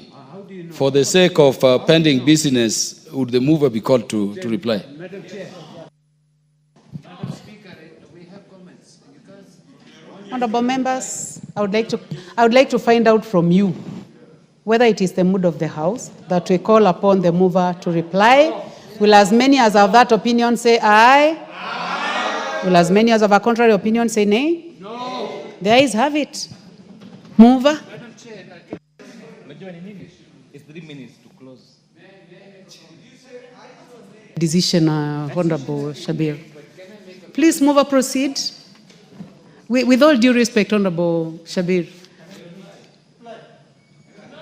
Unfortunately, you cannot donate. It is the same rule of applying emergency brakes. Please proceed. Honorable Speaker, I think all the board directors that have been watching this debate, Honorable Speaker, have seen what the concern is for these board members, therefore the task is put to them. They must make sure they do the best to make sure that the Central Bank of Kenya is respected, is authoritative, is innovative, is technology driven, and has interest of all particular matters as raised in this House, Honorable Speaker. And with that, I beg to reply.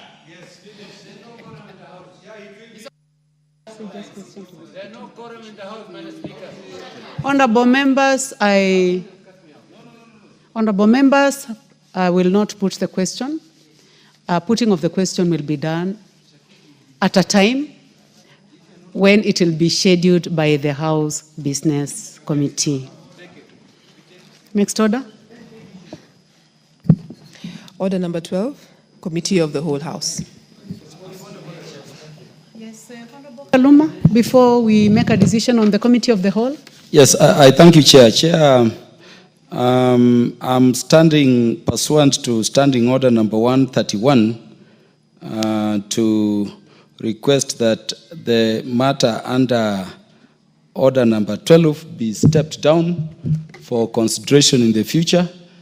Honorable Speaker, we have spoken with the mover of this important bill, the Assisted Reproductive Technology Bill, National Assembly Bill number 61 of 2022, the Honorable Millie Odhiambo, who also is the Minority Whip, together with the Chairperson of the Departmental Committee on Health, Honorable Speaker, and taking into consideration the time, barely a few minutes to time, Honorable Speaker, this is a very complex matter. We need a bit of time. Honorable Speaker, this is also a bill which had been referred to the House, by the House, to the relevant committee for harmonization. We've agreed with the mover of the bill and the chair that the chair of the relevant committee will convene us so that we can complete that exercise and file a report here which can then enable the House to transact this important matter in the smoothest and shortest way. Honorable Speaker, I urge that you so direct. Thank you, Honorable Speaker. Thank you very much, Honorable Kaluma. The Honorable Millie Odhiambo is also in the House. I'll give you a minute, and also the chair of the committee. You may proceed first. No, let's go to the chair, and then we'll come to the whip. Chairman, Honorable Nyikal. Thank you, Madam Speaker. We have actually consulted on this matter. This is an extremely complex bill, and there is a process that we've gone through of process of starting to winnow, and still we have a lot of clauses that we actually can agree on, so that when we come, it will probably be easier. Now we'll be making reference to almost 3 different documents. And therefore, if the mover, the proposer of the bill is of the same opinion, I have no objection, and we can arrange the process. Thank you very much, Chair. Whip, Minority Whip, Honorable Millie Odhiambo. Thank you. I know you're not only speaking as the whip, you have a lot of interest in this subject. Yes. Thank you, Madam Speaker. I'm actually the mover of the bill. And Madam Speaker, we have discussed and we have made progress outside the floor. And we have agreed that during the period of recess, we harmonize the process that we have begun. And so, yes, I'm in agreement with both members. Thank you. Thank you very much, honorable members. Having listened to the chairman of the committee and also the Honorable Kaluma and the mover of the bill, the Honorable Millie Odhiambo, I now step down order number 12. Honorable members, and the time now being 1 p.m., this House stands adjourned until today, Wednesday, 30th April 2025 at 2:30 p.m.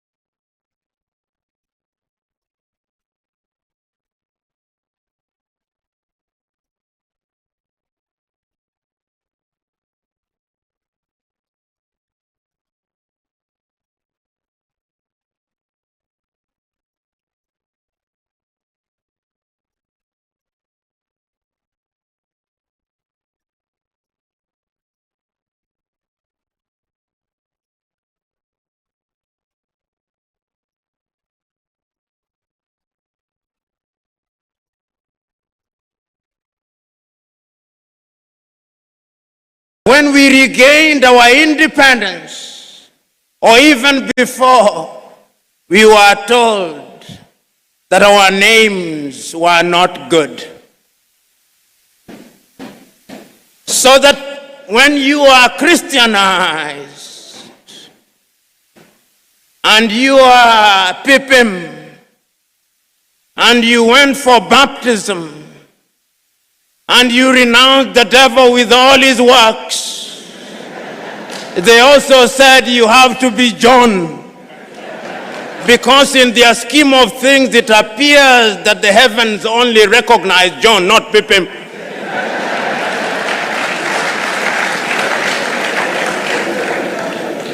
We were told that all the education we had acquired meant nothing.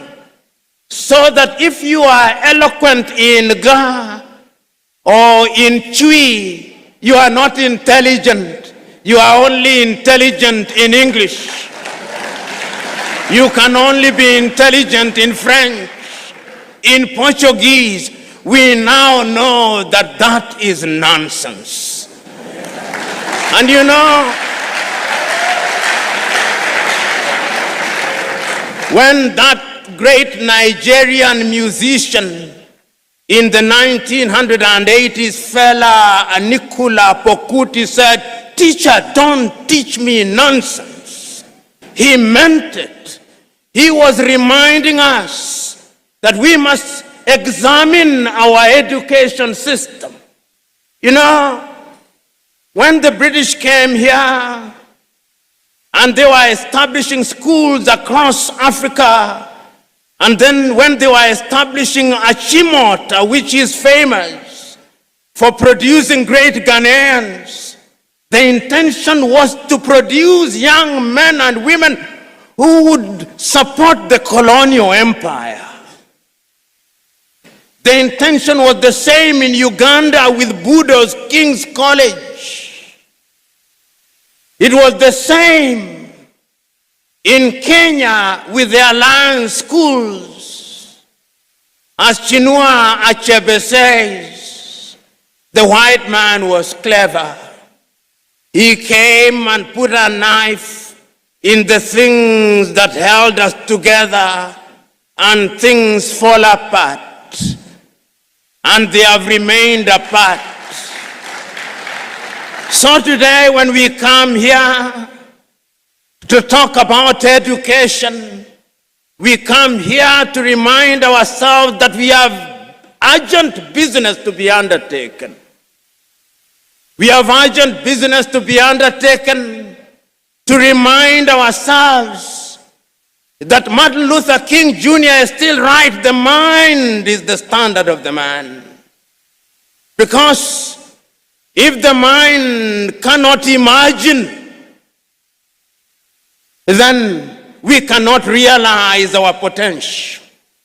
So we are here to interrogate our education system. My good friend Samuel Pippin, doing the work that he came to do, to lay the ground, reminded you appropriately that we have now become famous for producing graduates in agriculture, some of whom, if you allow me a little latitude and hyperbole, cannot distinguish between a goat and a sheep.